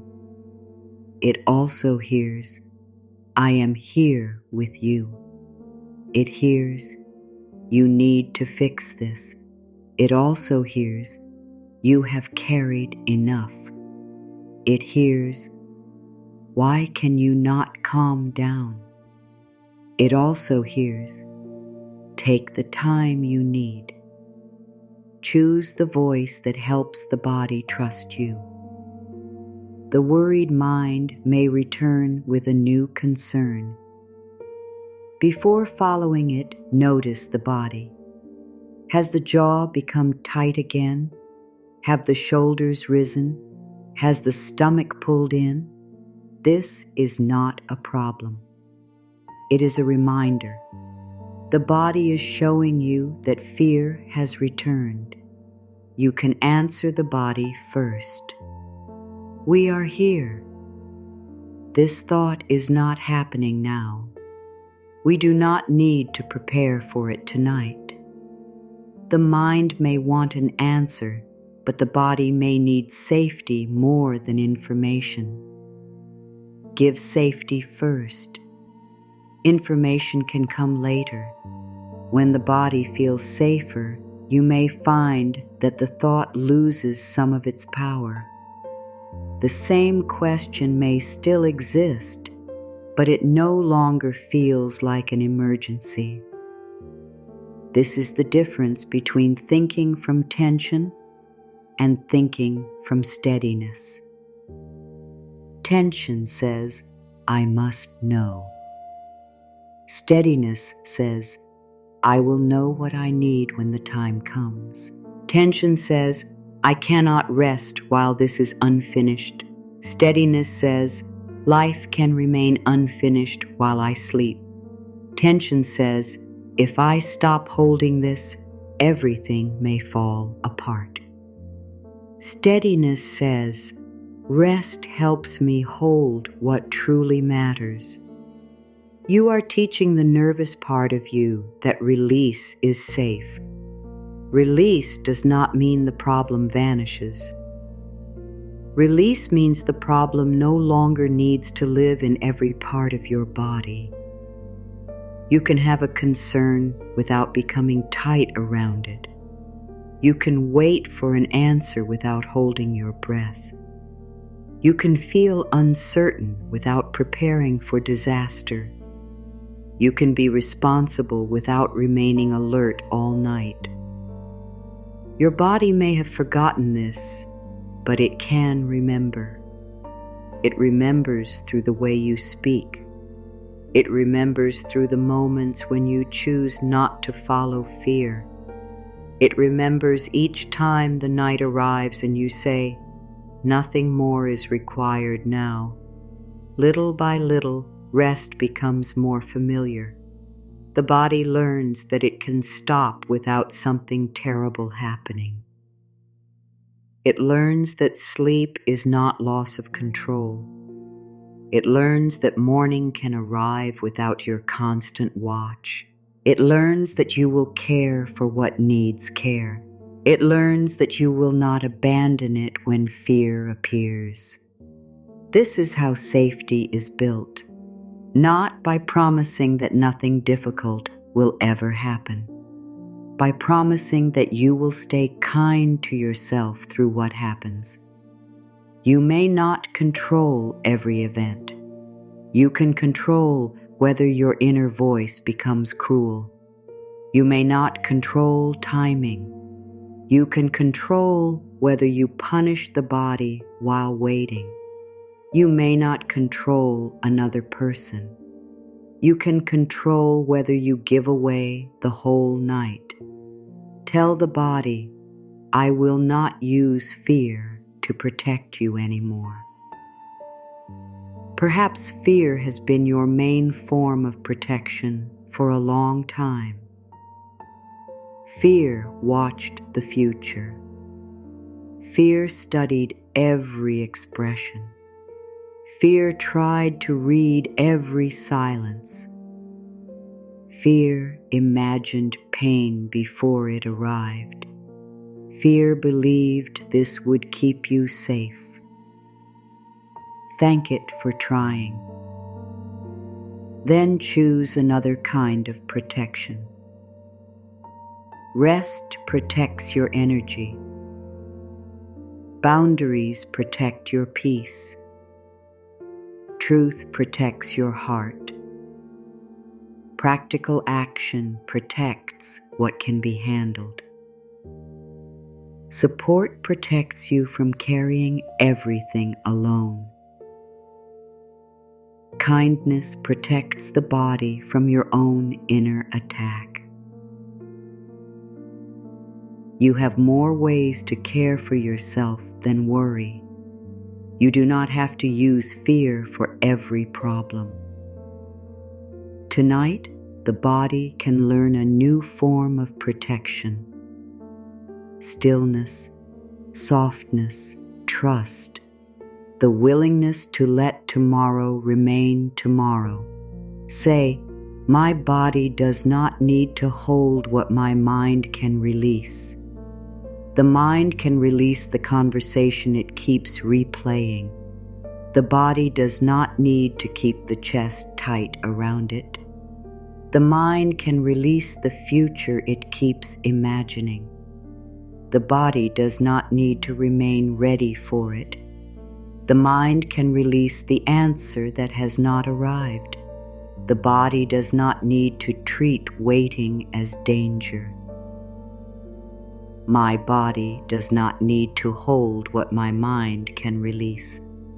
Let the words move through you without effort. You do know and have to feel a great change. Even a little softening matters. Even noticing the tension with kindness matters. Even choosing not to create another fearful thought matters. The body may still feel tired. Let it be tired. It may still feel heavy. Let it be supported. It may still feel uncertain. Let it rest anyway. Rest is not a reward for becoming completely peaceful. Rest is part of how peace returns. You are allowed to enter rest exactly as you are, with unanswered questions, with an imperfect day, with feelings that have not fully passed, with a mind that is learning. You do not need to cross some invisible line before the night can hold you. The night is already here. The day is already leaving. the body can begin to understand that it no longer has to carry every thought. And when the body begins to feel safer, you become more able to look at the specific fears that have been asking for your attention. Love, money, health, and the unknown future may still speak, but you can meet each one without letting it become the whole night. Some worries feel stronger at night because they touch the deepest places inside you. Love, money, health, and the future are not small subjects. They carry hopes, fears, memories, and needs. When one of these areas feels uncertain, the mind may believe it must keep searching until it finds safety. But endless thought does not always create safety. Sometimes it only creates exhaustion. You can care for these parts of life without letting them take every quiet moment from you. When worry is about love, the mind may replay every word. It may study silence. It may return to a message and search for a hidden meaning. It may remember the tone of a conversation. It may wonder why someone responded differently. It may try to decide what another heart feels without having a clear answer. Love becomes painful when the mind turns uncertainty into a full story. A delayed answer becomes rejection. A quiet moment becomes loss. A change in tone becomes proof that something is wrong. The mind may say, "If I think hard enough, I will understand." But love cannot always be solved through overthinking. Another person's silence may have many meanings. Another person's mood may not be about you. Another person's choice may be outside your control. You do not need to spend the night reading what has not been clearly said. You can say, "What is true will become clear." This does not mean you ignore your feelings. It means you stop treating fear as information. If something needs to be spoken, there will be a time for an honest conversation. If a boundary needs to be set, you can set it with a clearer mind. If love is healthy, it will not require you to destroy your peace in order to keep it. If love is not meeting you with care, worry will not make it become safe. You do not need to chase understanding through the night. You may be afraid that if you stop thinking about another person, you are letting them go. But releasing the thought for the night is not the same as releasing love. You can love and still rest. You can care and still stop checking. You can miss someone and still protect your peace. You can want clarity without forcing it before it is ready. The worried mind may ask, "What if I am not chosen?" Ask something kinder. How am I choosing myself tonight? You choose yourself when you stop begging fear for answers. You choose yourself when you let the phone remain quiet. You choose yourself when you remember that your worth does not rise and fall with another person's attention. You choose yourself when you refuse to abandon your body for a relationship question. Your value is not decided by a message. Your worth is not hidden inside another person's silence. Your ability to be loved is not measured by one uncertain moment. You are still here. You are still worthy of care. You are still allowed to sleep. Say gently, I release the need to solve love through worry. Let the sentence be honest. You may still want the answer. You may still feel the ache. You may still hope, but you are not required to keep hurting yourself while you wait. Money can create another kind of nighttime fear. Numbers may feel very loud when the room becomes quiet. The mind may begin adding, subtracting, predicting, and imagining. One bill can become a picture of complete failure. One uncertain month can become a belief that there will never be enough. Financial concerns can be real. They may require planning, learning, changes, and support. But fear is not always a good planner. Fear makes every number feel final. Fear forgets that circumstances can change. Fear forgets that ideas can come. Fear forgets that you can learn new skills, ask for guidance, make a different choice, reduce a burden, or notice an opportunity. Fear sees only the problem because it believes the problem is the whole future.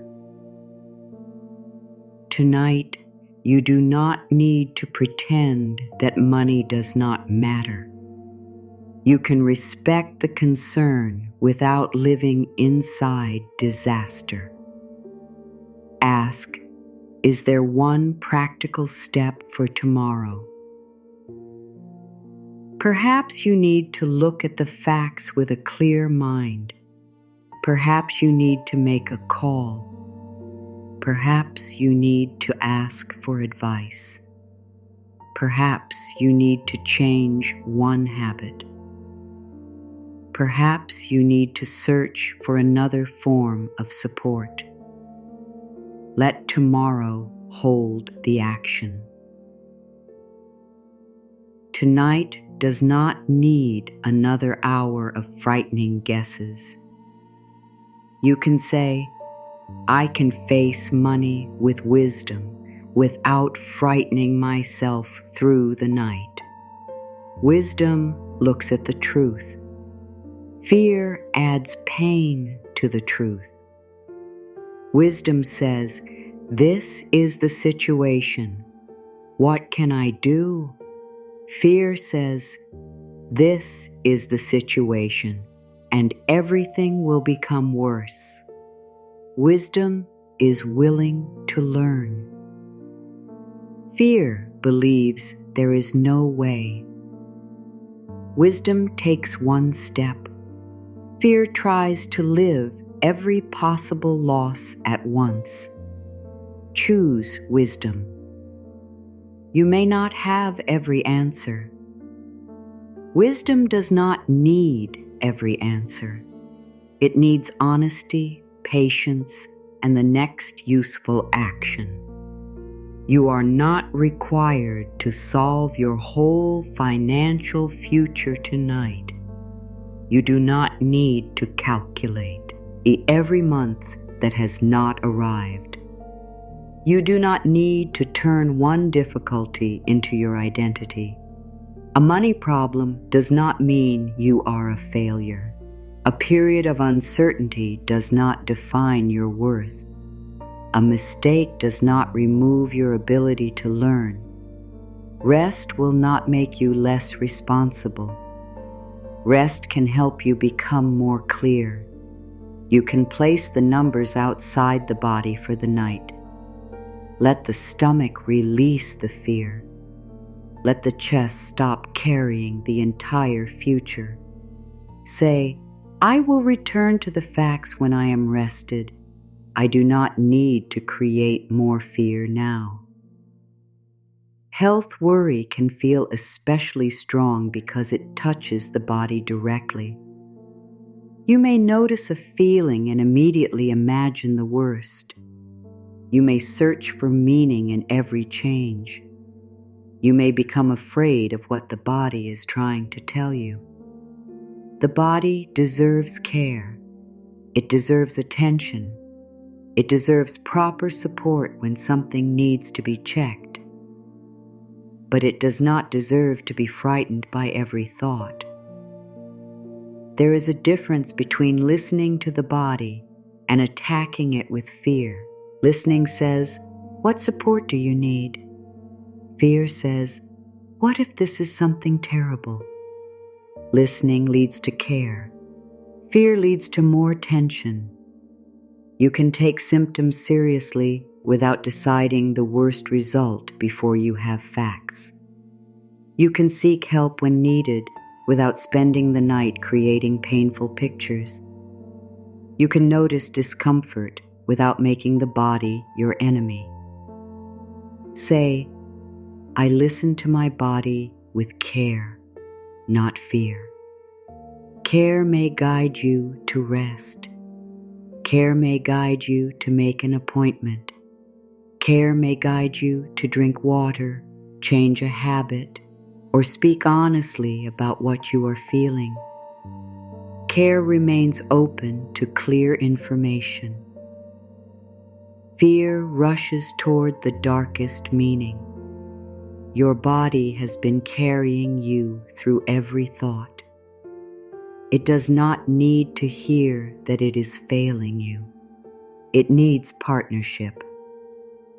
Dear body, I am listening. I will give attention to what needs attention. I will not punish you with imagined outcomes. I will support you with calm action. You may not be able to control every feeling in the body tonight, but you can control the tone you bring to it. A sensation is not a full story. A feeling in the body does not always tell you what the future will be. Let facts come from the right place. Let care guide the next step. Let the night be free from guesses that only create more fear. Your body needs rest no matter what tomorrow brings. It needs kindness now.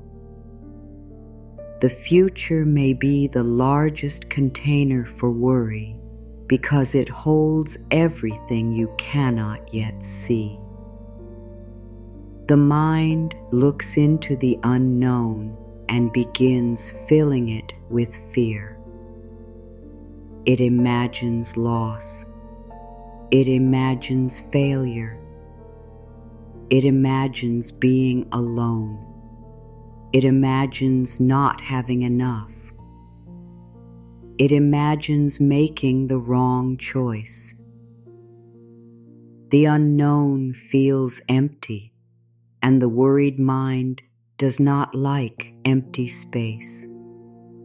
It fills it quickly. But the future is not filled only with danger. It also contains moments you have not expected. It contains help you have not met. It contains strength you have not needed yet. It contains ideas that have not arrived. It contains changes that are still forming. It contains ordinary days that fear never shows you. Worry often presents the future as one dark road. Life rarely moves in one simple line. Plans change. Feelings change. People change. Opportunities appear. You learn. You adjust. You discover that something you feared was not as powerful as it seemed. You find a way after believing there was none. The future can unfold without being controlled by your fear. You do not need the whole map tonight. You need only the place where you are now. The mind may say, "But I need to know what happens next." You can answer, "The next step will become clear when it is time to take it."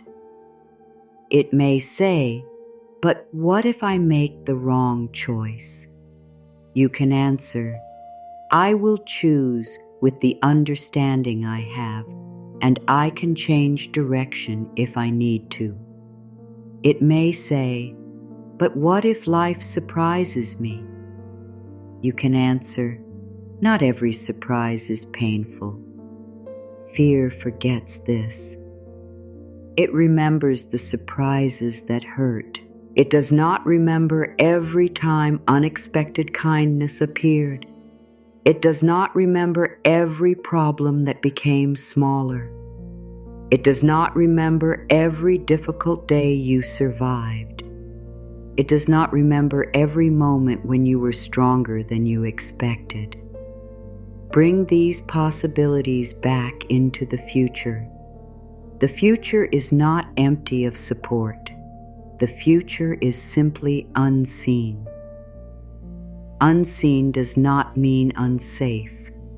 It means unknown. You can allow the unknown to remain open. You do not need to fill it with disaster. You can say, "Something helpful may also be waiting." You do not need to know what it is. You do not need to force yourself to believe it strongly. You only need to stop claiming that fear knows the answer. Love does not need to be solved tonight. Money does not need to become a complete future tonight. The body does not need to be surrounded by frightening guesses. Tomorrow does not need to be lived before morning. Each concern can return to its proper place. Love can return to truth, self-respect, and clear communication. Money can return to facts, planning, and one wise step. Health can return to listening, care, and proper support. The future can return to openness, patience, and trust. You do not have to carry every area of life in the same frightened way. You can meet each one differently. Ask one gentle question around love. What truth can wait until it is clear? Ask one gentle question around money. What practical step can I take when I am rested? Ask one gentle question around the body. What care can I offer without creating fear? Ask one gentle question about the future. What if life has more support than I can see? Then stop searching. Let the questions remain open. You are not asking them to create more work. You are asking them to change the direction of the mind. The worried part may still speak. It may return to the relationship. It may return to the bill. It may return to the feeling in the body. It may return to tomorrow. Each time, guide it back. This is not the time to solve love. This is not the time to build a financial disaster in my mind. This is not the time to turn a body feeling into a frightening conclusion. This is not the time to live tomorrow. There will be a right time for action. Night is not useless because you are not acting. Night has its own purpose. It restores. It creates distance from the day. It helps the body recover. It gives the mind space to become clearer. You are not wasting time by releasing worry. You are making room for a better response. Perhaps the answer you need will not come as a dramatic sign. It may come as a calm thought in the morning. It may come as the desire to make one call. It may come as a clear no. It may come as the courage to ask a question. It may come as the understanding that you have been carrying something that does not belong to you. You do not need to know how the answer will arrive. You only need to stop drowning it out with endless fear. Let love remain unfinished tonight. Let the numbers remain where they are. Let the body rest from being watched. Let the future remain open. Say within yourself, I release what cannot be solved in this moment. Not forever, not carelessly, only for now. Love can wait until truth is clear. Money can wait until you can think wisely. The body can wait for care without receiving fear. Tomorrow can wait until morning. The night is not asking you to understand everything. It is asking you to trust that you do not have to. You can care about every part of your life and still let the darkness become quiet. You can remain loving without chasing. You can remain responsible without calculating all night. You can remain aware of the body without expecting danger. You can remain open to the future without controlling it. Your life does not need your fear to continue. Your life needs your presence. And tonight, your presence can become softer, steadier, and less willing to give every unknown thing the power to take away your rest. There comes a moment when worry is no longer trying to solve a problem. It is trying to control time. It wants tomorrow's answer tonight. It wants to know how the conversation will end before the conversation happens. It wants to know whether the door will open before you reach it. It wants to know whether you will have enough, whether the body will feel better, whether love will stay, whether the decision will be right, and whether the future will be kind.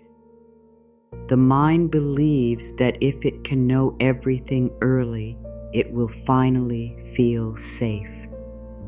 But life does not always give answers before they are ready. Some answers come through time. Some answers come through action. Some answers come after you stop asking the same fearful question. Some answers become clear only when you have lived a little more, learned a little more, and allowed the situation to change. You may be waiting for a reply.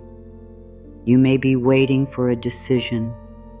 You may be waiting for money to improve, for a relationship to become clear, for your body to feel stronger, or for a new path to appear. Waiting can feel painful because the mind has nothing solid to hold.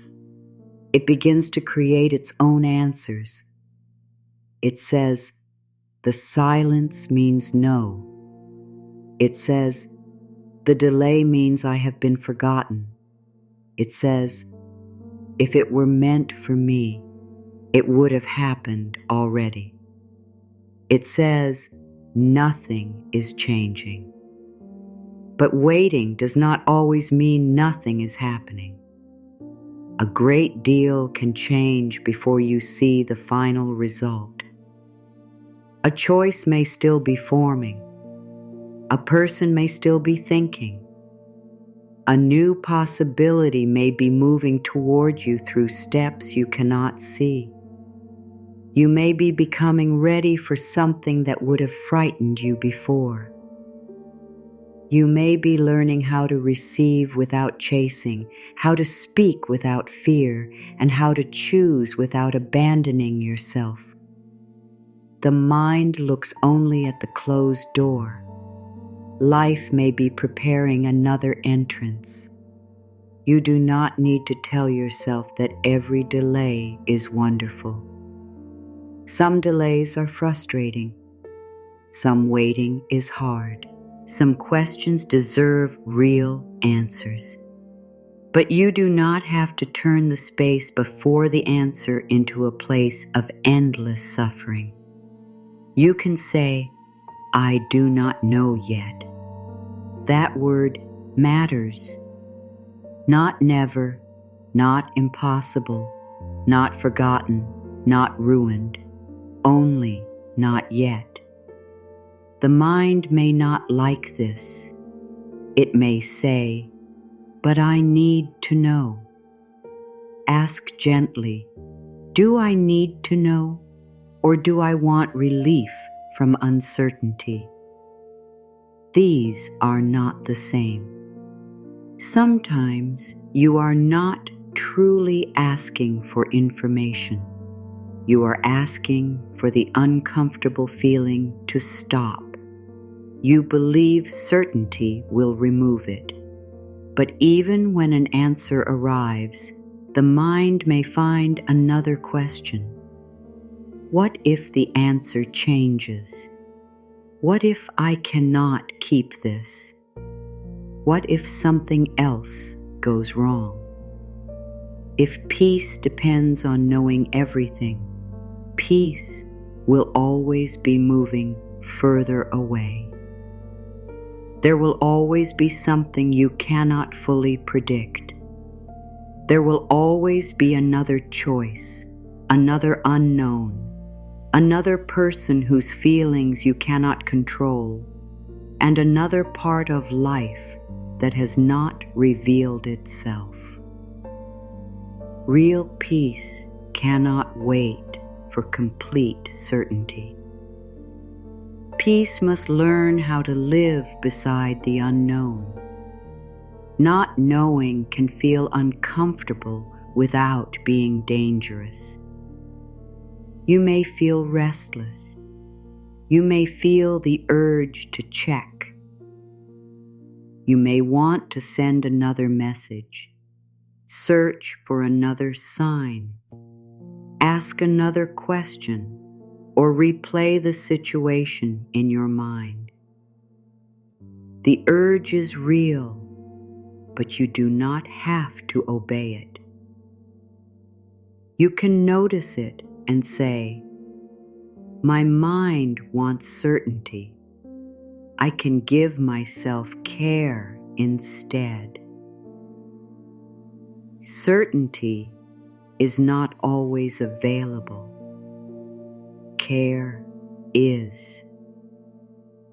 You can care for the body that is waiting.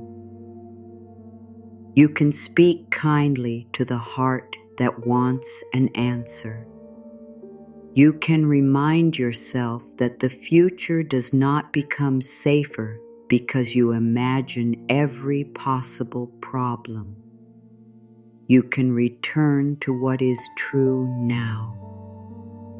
You are here. You are resting. The answer has not arrived. That is the whole truth of this moment. You do not need to add a painful ending. The mind may ask, what if the answer is not what I want? You may not be able to promise yourself that every outcome will be easy.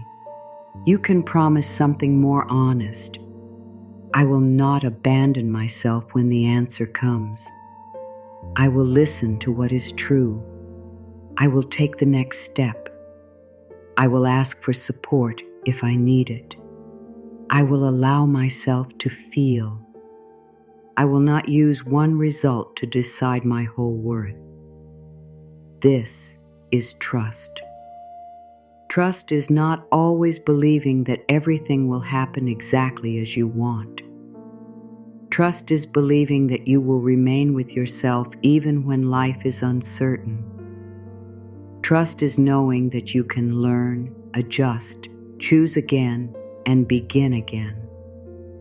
Trust is understanding that you do not need complete control in order to have inner strength. The worried mind often believes control and safety are the same. They are not. Control says, everything must happen according to my plan. Safety says, I can care for myself even when the plan changes. Control says, I need an answer now. Safety says, I can wait without attacking myself. Control says, there can only be one good result. Safety says, life may have more than one path for me. Control is tight. Trust has room. Perhaps you have been trying to force an answer because you believe only one door can lead to happiness. One relationship, one job, one chance, one exact timing, one plan. When the mind believes there is only one path, every delay feels like a threat. But life often has more paths than fear can see. A plan can change and still lead somewhere meaningful. A closed door can turn you toward a place that fits you better. A difficult truth can free you from waiting for something that was not able to meet you. An ending can create space for a beginning that could not enter before. You do not have to know which path will appear.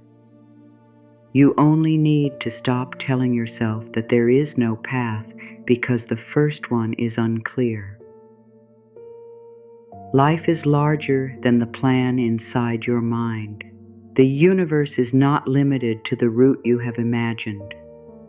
Support can arrive through ideas, choices, conversations, changed direction, new courage, or a truth that finally becomes impossible to ignore. Tonight, you do not need to search for hidden signs in everything. You do not need to make every sound, message, memory, or thought mean something about the future. The mind may look for signs because signs feel like certainty. But when you are afraid, you may read fear into ordinary things. You may see rejection where there is only delay. You may see danger where there is only uncertainty. You may see proof that nothing is moving because movement has not become visible yet.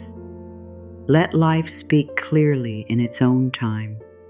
You do not have to force meaning into the night. A clear answer can wait for daylight. A clear decision can wait until the body is rested. A truth that belongs to you will not be lost because you slept. Say, I do not need tomorrow. This answer in order to rest tonight. Let this sentence reach the part of you that believes sleep must be earned through certainty. You do not need tomorrow's answer in order to rest tonight. You do not need to know what another person will choose. You do not need to know when money will change. You do not need to know how every problem will be solved. You do not need to know what every feeling means. You do not need to know the full path. You are allowed to rest in the middle of the story. Life is often lived in the middle, between asking and receiving, between beginning and understanding, between losing one thing and discovering another, between who you were and who you are becoming. The middle can feel uncertain, but it is still part of life. You do not have to rush through it. You can be held even here. You can be supported before the answer. You can be worthy before the result. You can be peaceful before everything is finished. Your worth does not increase when the answer is yes. Your worth does not disappear when the answer is no. Your worth does not become uncertain because someone else is uncertain. Your life does not lose meaning because you cannot see the next chapter. The future does not need to prove your value. You already have value now. The mind may keep checking the clock, wondering why something has taken so long. It may compare your timing with another life. It may say, I should be further ahead. But you do not know the full meaning of your timing yet. You do not know which lesson is protecting your future. You do not know what strength is being built through this season. You do not know what you are being guided away from. You do not know which part of you is becoming ready to hold the life you desire without losing yourself inside it. Do not use uncertainty as proof that you are behind. Do not use waiting as proof that you are forgotten. You are living through a part of the path that has not explained itself yet. That does not make it empty. There may be inner work happening quietly. You may be learning to stop chasing. You may be learning to trust your own voice. You may be learning to let people show you who they are.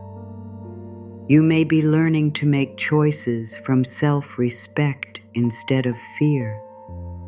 You may be learning to care for your body without panic. You may be learning to look at money with honesty instead of shame. These changes are not small. They may become the foundation for what comes next. If the answer arrived before you learned these things, you might meet the new life with the same old fear. Life may not be punishing you. Life may be teaching you how to receive differently. Tonight, you do not need to decide whether this is true forever. Only allow the possibility. What if I am not being forgotten? What if something is still becoming clear? What if I can stop checking and let life move? What if rest is part of the next answer? The mind wants the whole map. The soul may offer only the next step. The next step may be very simple. Sleep. Wait. Tell the truth tomorrow. Make the call when morning comes. Ask for help. Stop chasing the answer that keeps pulling away. Listen to what your body has been saying. Let one door close. Take care of what is directly in front of you. A simple step may not satisfy the part of the mind that wants control. But simple steps are how real paths are built. You do not need the entire future. You need enough light for the next honest choice. The rest can appear as you move. And tonight, movement is not required. Tonight, the honest choice may be to stop searching. You can say, I have asked enough for one day. You can say, I have thought enough for one night.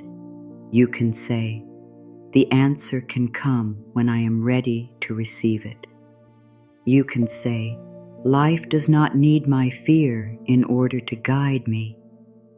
Let the questions become quiet without demanding that they disappear. They can remain nearby without sitting in the center of your mind. Tomorrow has not asked you to enter it yet. Stay here. The room is here. The bed is here. The night is here. Your body is here. This is the place where your power lives now, not in a future conversation, not in an imagined problem, not in an answer that has not arrived. Here, you are not giving up control because complete control was never available. You are giving up the pain of pretending that worry could create it. You are choosing trust over endless mental work. Trust may feel unfamiliar. Let it be small. Trust that you can return to the issue. Trust that you will notice what needs attention. Trust that the truth will become clearer. Trust that life has not stopped because your mind has stopped checking. Trust that sleep does not close the path. It prepares you to walk it. Tonight, you do not need a difficult routine. You do not need to do everything perfectly. You do not need to turn rest into another task.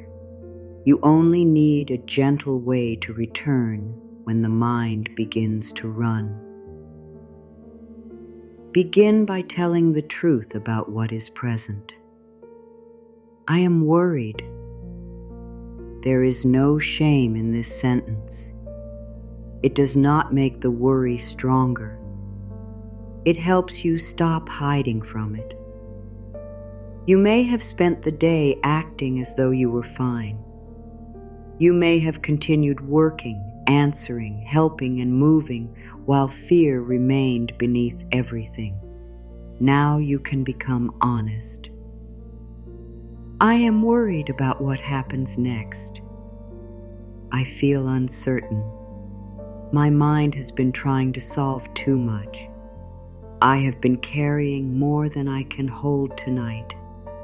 Truth spoken with kindness is calming. You are not saying, "I am broken."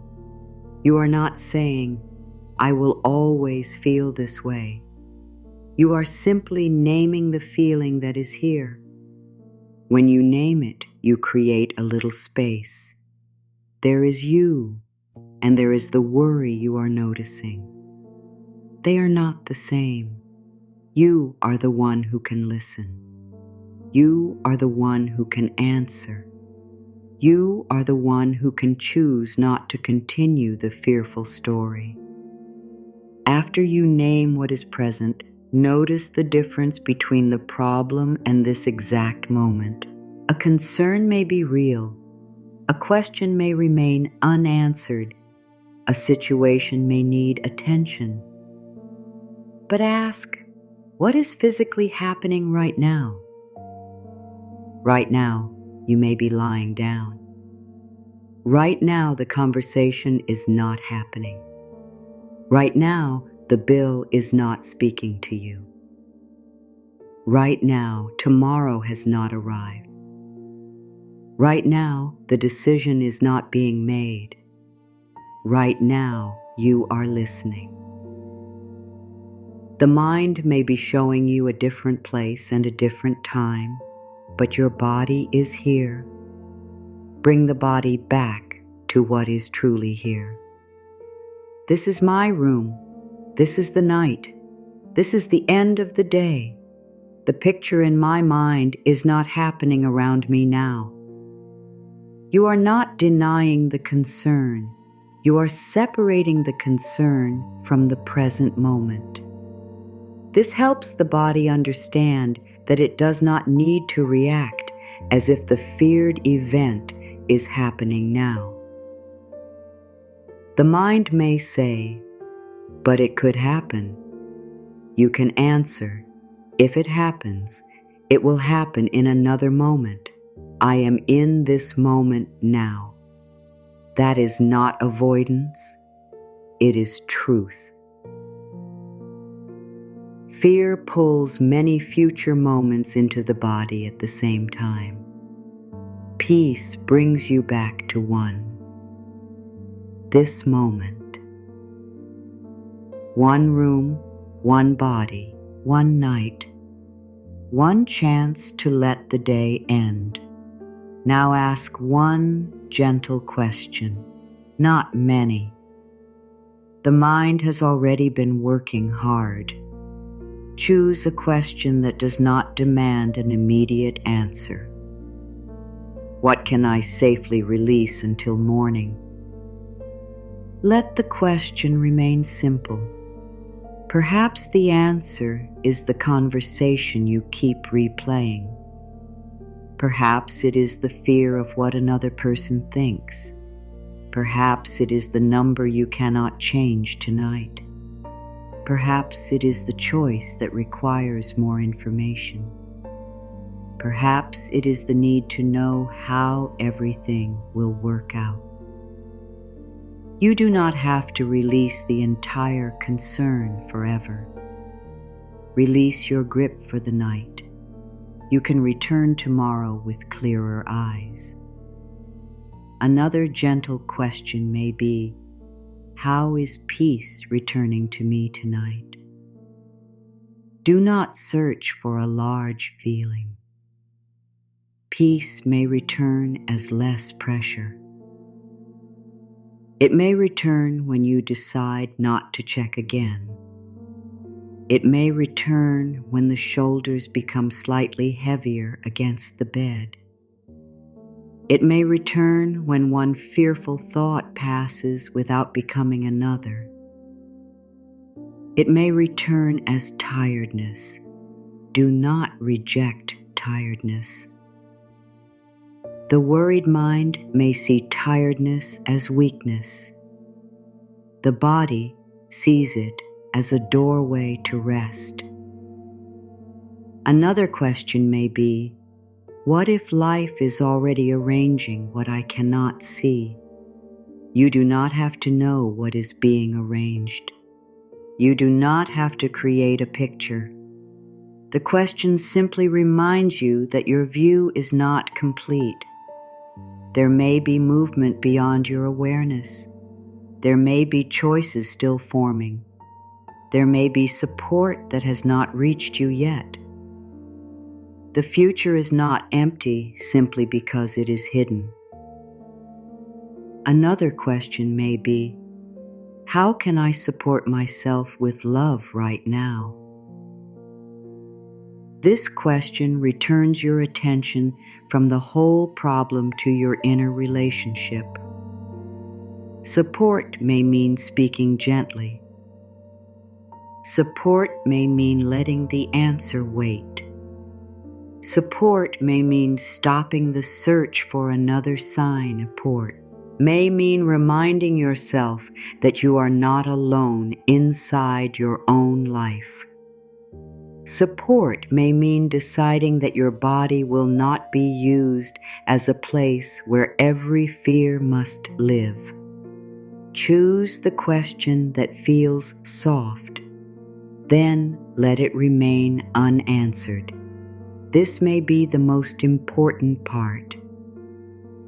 The mind is used to chasing answers. It asks, then immediately searches. It argues. It creates possibilities. It rejects comfort. Tonight, let the question be like a small light.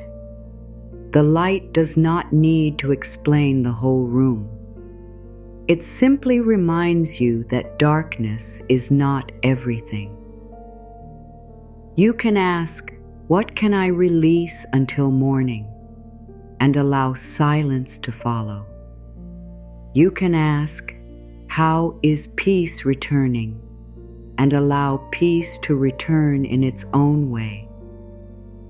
You can ask, "What if I am being supported?" and stop demanding proof. A loving question can work without being solved. It changes the direction of attention. It tells the mind to look for safety instead of danger. It tells the body that another experience may be possible. It opens a door without forcing you to walk through immediately. Now choose one safe thought. A safe thought is not a great promise about the future. It is a simple truth the body can receive now. This moment is enough. You do not need the whole night to feel peaceful. This moment is enough. You do not need to know whether you will sleep quickly. This moment is enough. You do not need to decide how tomorrow will feel. This moment is enough. Another safe thought is, tomorrow can meet me tomorrow. This is a boundary between now and later. Tomorrow does not belong in your body tonight. Tomorrow has its own time. It will bring its own information. It will offer choices that do not exist yet. Let tomorrow remain where it belongs. Another safe thought is, I am allowed to rest. You do not need permission from the unfinished task. You do not need permission from another person. You do not need permission from the future. Rest is a human need. Your body has already given you permission through its tiredness. Another safe thought is, I have done enough for today. Perhaps you did not do everything. Enough does not mean everything. Enough means the day has reached its natural ending. More effort now may not create a better result. It may only make the body more tired. You can stop. Another safe thought is, life continues working while I sleep. The world does not depend on your constant attention. Morning will come without your help. Time will move. Other people will make their choices. Your body will continue its quiet work. You do not have to watch everything. Let one safe thought become the place where the mind returns. The mind may leave again. That is natural. It may bring another question. Return without anger. It may show another painful picture. Return without fear. It may say, but you forgot this. Return again. This moment is enough. Tomorrow can meet me tomorrow. I am allowed to rest. The return is the practice. You are not failing each time the mind wanders. You are learning each time you come back. Do not count how many times. Do not measure whether you are doing it correctly. Simply return. You are showing the mind that it does not need to follow every thought. You are showing the body that fear can appear without taking control. You are showing yourself that peace is not a place you must reach perfectly. Peace is a direction you can choose again. You may still hear the worried voice. Let it speak in the background. You do not have to silence it before you rest. You can say, "I know you are afraid." This response may be more powerful than "go away." Fear becomes louder when it believes it is being ignored. Let it know you have heard it. I know you want an answer. I know you are trying to protect me. I know you do not like uncertainty. Then become the steady voice. We are not solving this tonight. We will return when we are rested. You do not need to watch over me through the whole night. I am here. The worried part may not completely relax, but it may begin to trust that it is not alone. You are becoming the kind presence it has needed. This is how inner safety grows. Not by removing every uncomfortable thought, by refusing to leave yourself when the thought appears. You stay, you listen, you guide, you return to what is true. You may discover that the mind does not need more control. It needs companionship. It needs to know that someone calm is present inside.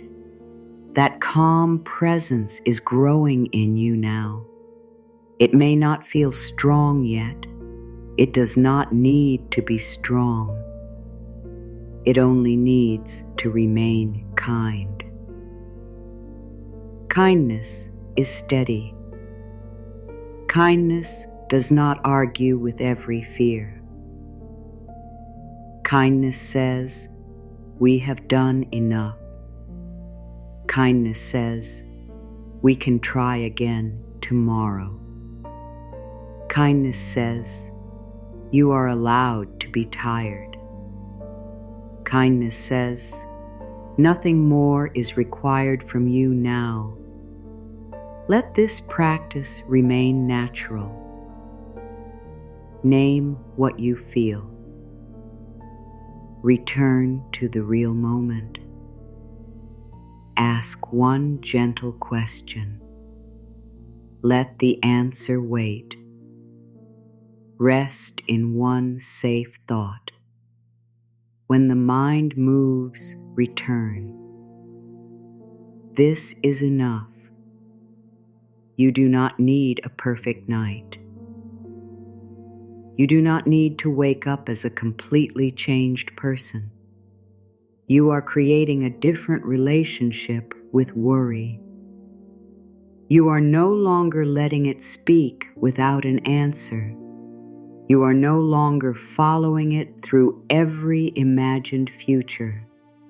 You are no longer asking your body to carry what belongs to another day.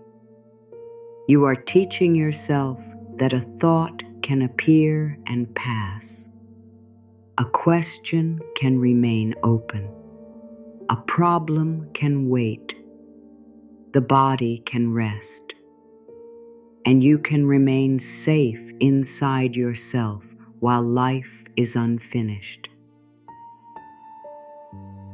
Now let the words become simpler. You have understood enough for tonight. You do not need another explanation.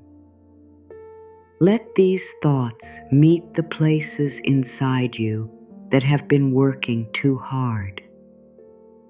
I release what I cannot finish tonight.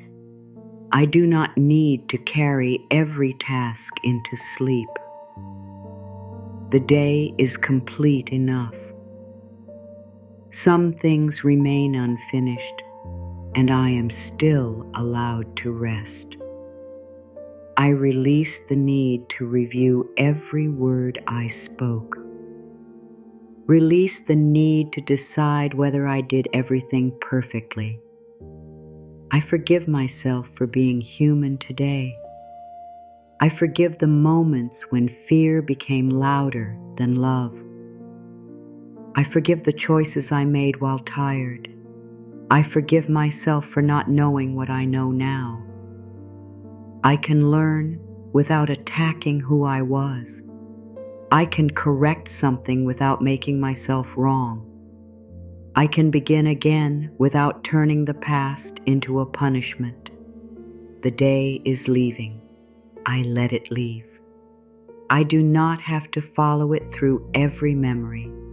I keep the wisdom. I release the weight. I let unfinished things remain outside the night.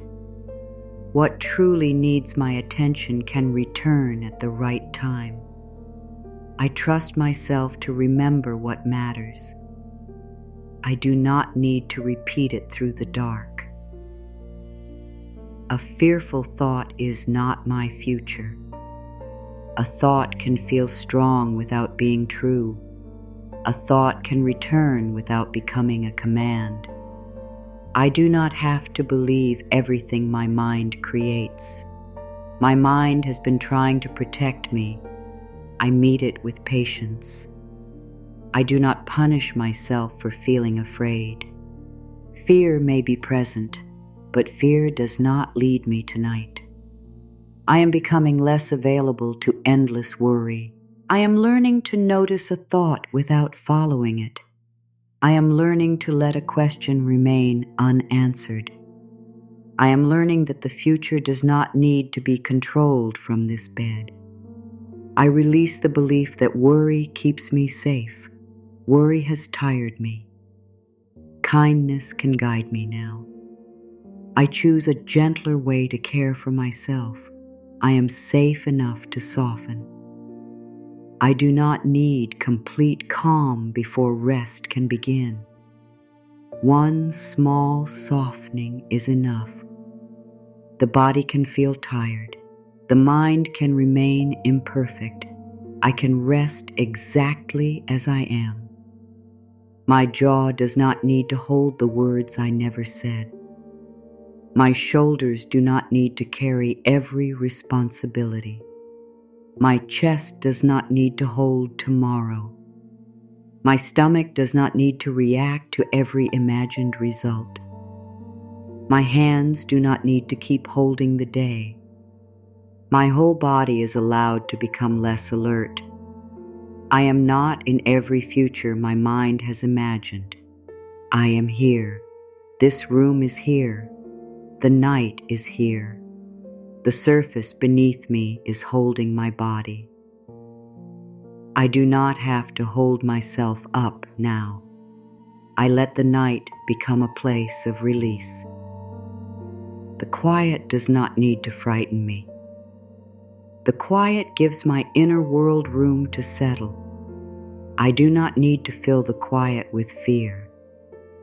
I can let the quiet remain simple. I deserve rest even when life is unfinished. I deserve rest even when I feel uncertain. I deserve rest even when another person has not answered. I deserve rest even when money needs attention. I deserve rest even when I have made a mistake. I deserve rest because I am human. Rest does not need to be earned through suffering. I give myself permission to stop. I release the need to stay alert to prove that I care. I care and I rest. I love and I release control. I remain responsible and I allow the day to end. I can face tomorrow without living through it now. Tomorrow has not asked anything from me yet. Tomorrow can meet me tomorrow, I trust too. That new light can bring new understanding. I trust that a rested mind can see more clearly. I trust myself to take the next step when it appears. I do not need the full path. I need only the step that belongs to the moment I am living. This moment belongs to rest. Life has more answers than I can see tonight. The path is not empty because I cannot see it. The answer is not impossible because it has not arrived. The delay does not decide my worth. The silence does not decide my future. The unknown is not filled only with danger. It also holds support. It also holds change. It also holds ideas I have not received yet. It also holds strength I have not needed yet. It also holds ordinary moments of peace. I allow the future to remain open. I do not fill it with disaster. I let life show me what comes next in its own time. I release the need to know how everything will happen. I do what is mine to do. I release what belongs to time. I release what belongs to another person. I release what cannot be controlled. I keep my energy close. I bring my attention back to myself. I do not leave myself to chase an answer. I do not leave myself to earn love. I do not leave myself because someone else is uncertain. I stay with myself. I choose myself gently. I am my own safe and loving home. When fear appears, I do not become cruel. When uncertainty appears, I do not disappear from myself. When I make a mistake, I do not remove my love. When someone does not understand me, I remain on my own side. I am here with myself tonight. I will not abandon myself in the dark. I speak to my worried mind with patience. I understand why it is afraid. I understand why it wants control. I understand why it keeps checking. And I am teaching it another way. We can wait. We can rest. We can meet the truth when it arrives. We can stop frightening ourselves now. Love does not need to be solved through worry. What is true can become clear.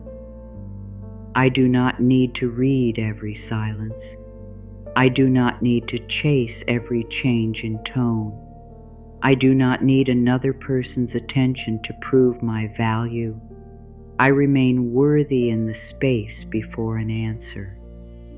I remain worthy if the answer is different from what I hoped. I remain worthy of love that feels clear, kind, and safe. I release the need to force love. I allow love to meet me without losing myself. Money does not decide my human worth. A difficult number is information, not an identity. I can look at facts without creating a disaster in my mind. I can learn. I can ask. I can adjust. I can take one wise step. I do not need to solve my whole future tonight. Support can reach me through choices, ideas, help, and new direction. I remain open to practical guidance. I face money with honesty, not shame. I face responsibility with steadiness, not fear. My body is not my enemy. My body has carried me through the day.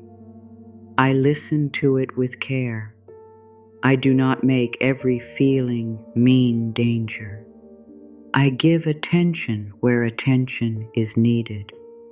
I allow facts to guide me. I release imagined outcomes. Dear body, I am here. I will care for you. I will not frighten you in the name of protection. You are allowed to rest. You are allowed to receive kindness from me. The future can unfold without being controlled by fear. I do not need to live every possible tomorrow.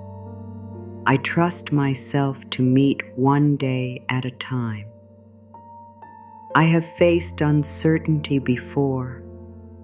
I have learned after feeling lost. I have continued after believing I could not. There is strength in me that worry forgets. I remember it now. I am not only the fear, I am the awareness noticing fear.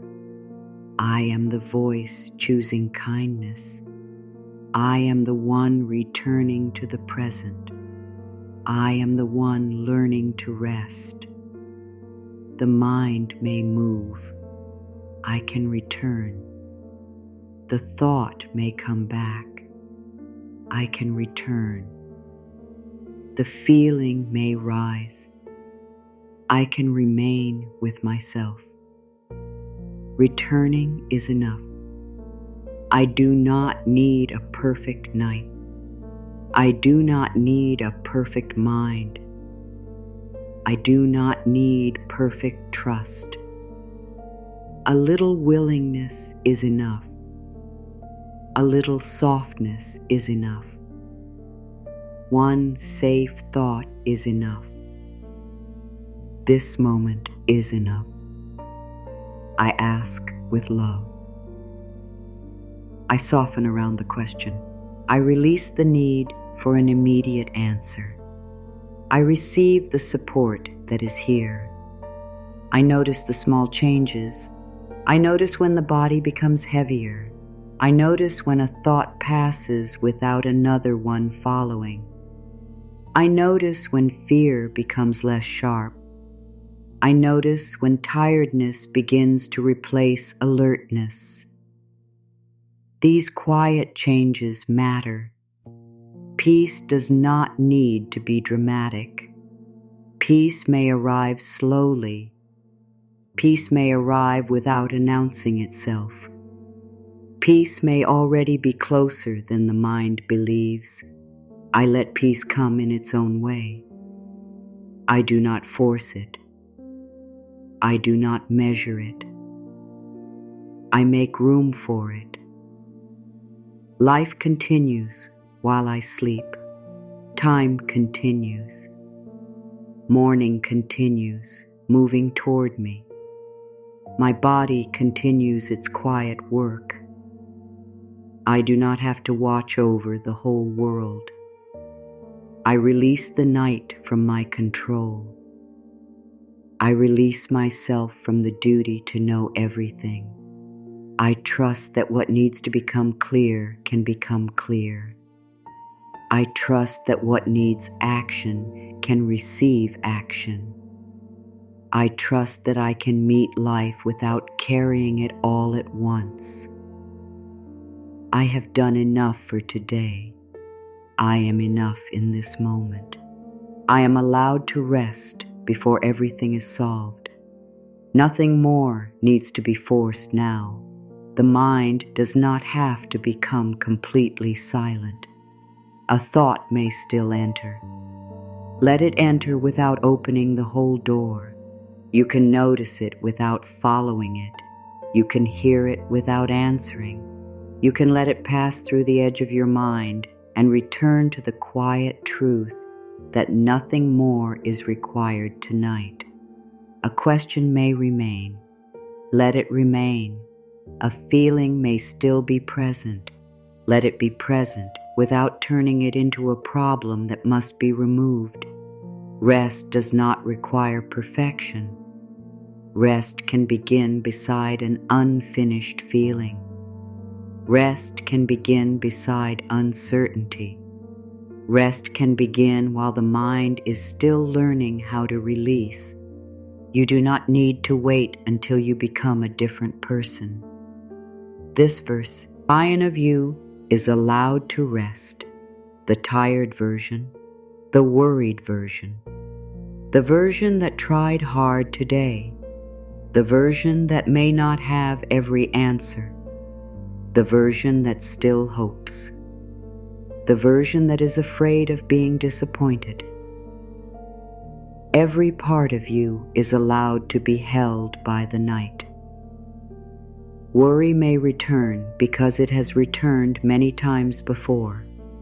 Do not call that failure. The mind is repeating what it knows. You are teaching it what it has not known. You are teaching it that a question can wait. You are teaching it that rest does not cause danger. You are teaching it that the future can arrive without being watched.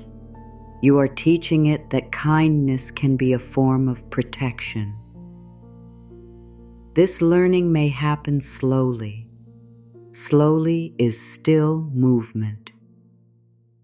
The mind does not need to change in one night for this night to matter. One moment of not following fear matters. One moment of speaking kindly matters. One moment of letting the phone remain untouched matters. One moment of allowing the answer to wait matters. You are creating a new inner experience. The old experience said, "When I am uncertain, I must worry." The new experience says, "When I am uncertain, I can stay with myself." The old experience said, "When I am afraid, I must control." The new experience says, "When I am afraid, I can return to what is true." The old experience said, "I cannot rest until life is finished." The new experience says, "Life can remain unfinished while I sleep." Let the new experience become real in small ways. You have already survived many nights when the mind told you that something was too much. Morning still arrived. You woke. You continued. You learned more. Some problems changed. Some answers came. Some fears never became real. Some pain became lighter. Some things you thought you could never handle became part of a past you survived. The worried mind does not always remember this. It remembers the fear before the morning. It forgets that morning came. Tonight, remind it. Morning will come again. You do not need to pull it closer through thought. It will arrive. New light will enter. The room will look different. The body may feel different. A concern that feels enormous in darkness may become more manageable when the day begins. You are not required to understand the power of sleep before receiving it. Let the body take what it needs. Let the mind stop working so hard. Let time carry you forward. There is strength in you that does not need to be awake to exist. Your strength does not disappear when you rest. Your wisdom does not disappear. Your responsibility does not disappear. Your love does not disappear. You do not lose yourself in sleep. You allow yourself to return. Sleep is not giving up. It is a form of renewal. It is a way of saying, "I trust life enough to close my eyes for a while." You may not trust the whole future. Trust the night. Trust the bed beneath you. Trust the fact that you have done what you could today. Trust that the next step does not need to be taken from exhaustion. You can place every unanswered question into the care of life. Not because you believe life must give you exactly what you want, because you understand that you cannot carry everything alone. You were never meant to hold every part of the future inside your mind. You were never meant to know what everyone will choose. You were never meant to control every result. You were meant to live, to listen, to choose, to rest, to learn, to love, to release. Let life carry what belongs to life.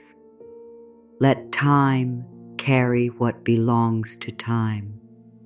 Let another person carry what belongs to them. Let tomorrow carry its own tasks. Keep only what belongs to this moment. What belongs to this moment.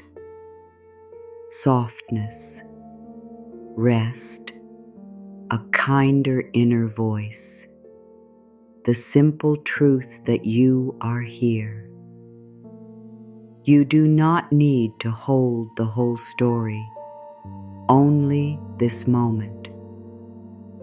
This moment is not asking for answers. It is asking for trust, not great trust, not perfect trust. Enough trust to stop searching for a little while. Enough trust to let the eyes become heavy. Enough trust to allow the day to close. You can bless the mind that has tried so hard. It has been working because it wanted to protect you. Do not hate it for becoming tired. Do not hate it for repeating fear. Say, thank you for trying to keep me safe. You can rest now. The mind may not understand immediately. Say it kindly again when you need to. You can rest now. There is nothing more to check. There is nothing more to prove. There is nothing more to decide from this tired place. Bless the heart that has carried hope and fear together. The heart may have wanted love. It may have feared losing it. It may have wanted change. It may have feared disappointment. It may have continued opening even after pain. Let the heart know that it does not need to solve love tonight. What is meant to become clear can become clear. What belongs with me does not need to be held through fear. I do not have to chase peace from another heart. Let your own heart receive your presence. Bless the body that stayed with you through the day. It carried the tension. It carried the work. It carried the emotions you could not express. It kept breathing beneath every thought. Do not ask it to carry tomorrow too. Dear body, this night belongs to you. You are allowed to become heavy. You are allowed to stop preparing. You are allowed to receive rest. Bless the unanswered questions. They may have frightened you because they remained open. But an open question is not always an empty place. It may be a place where life is still moving. It may be a place where your understanding is growing. It may be a place where a truth is becoming ready. You do not have to close every question yourself. Some questions answer through living. Some answer through waiting. Some lose their importance when you become clearer. Some guide you toward a better question. Let them remain open without remaining inside your body. Bless tomorrow without trying to control it. Tomorrow may bring ordinary things, a conversation, a task, a choice, a quiet moment, a new thought, a clearer feeling. You do not need tomorrow to be perfect. You only need to meet it when it comes. You will not meet it now. You will meet it after the night has done its quiet work. Do not rehearse tomorrow. Do not live the difficult conversation before it begins. Do not spend money that has not been lost. Do not feel pain that has not arrived.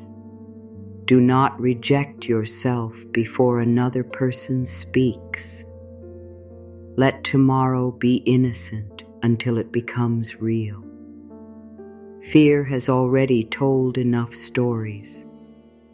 Let the night be free from another one. If worry speaks again, answer with something simple. Not now, not with anger, not as a fight, only a boundary. Not now. Tomorrow can meet me tomorrow. The thought may return. Not now. The picture may appear. Not now. The urge to solve may rise. Not now. There will be a time for action. This is the time for release. You have carried enough. You have thought enough. You have tried enough for one day. Nothing good is gained by asking an exhausted mind to keep protecting you. Let protection take a new form. Let protection become rest. Let it become the decision not to frighten yourself. Let it become the belief that you can face what comes without living through it early. You are stronger than the fear that says you must know everything. You are wiser than the thought that says worry is the only answer. You are more supported than you can feel in your most frightened moments. Support may be simple now, the support of the surface beneath you, the support of the quiet, the support of your own voice choosing not to attack, the support of the truth that every night eventually becomes morning. Let simple support be enough. You do not need a miracle before sleep. Rest itself can be the gift.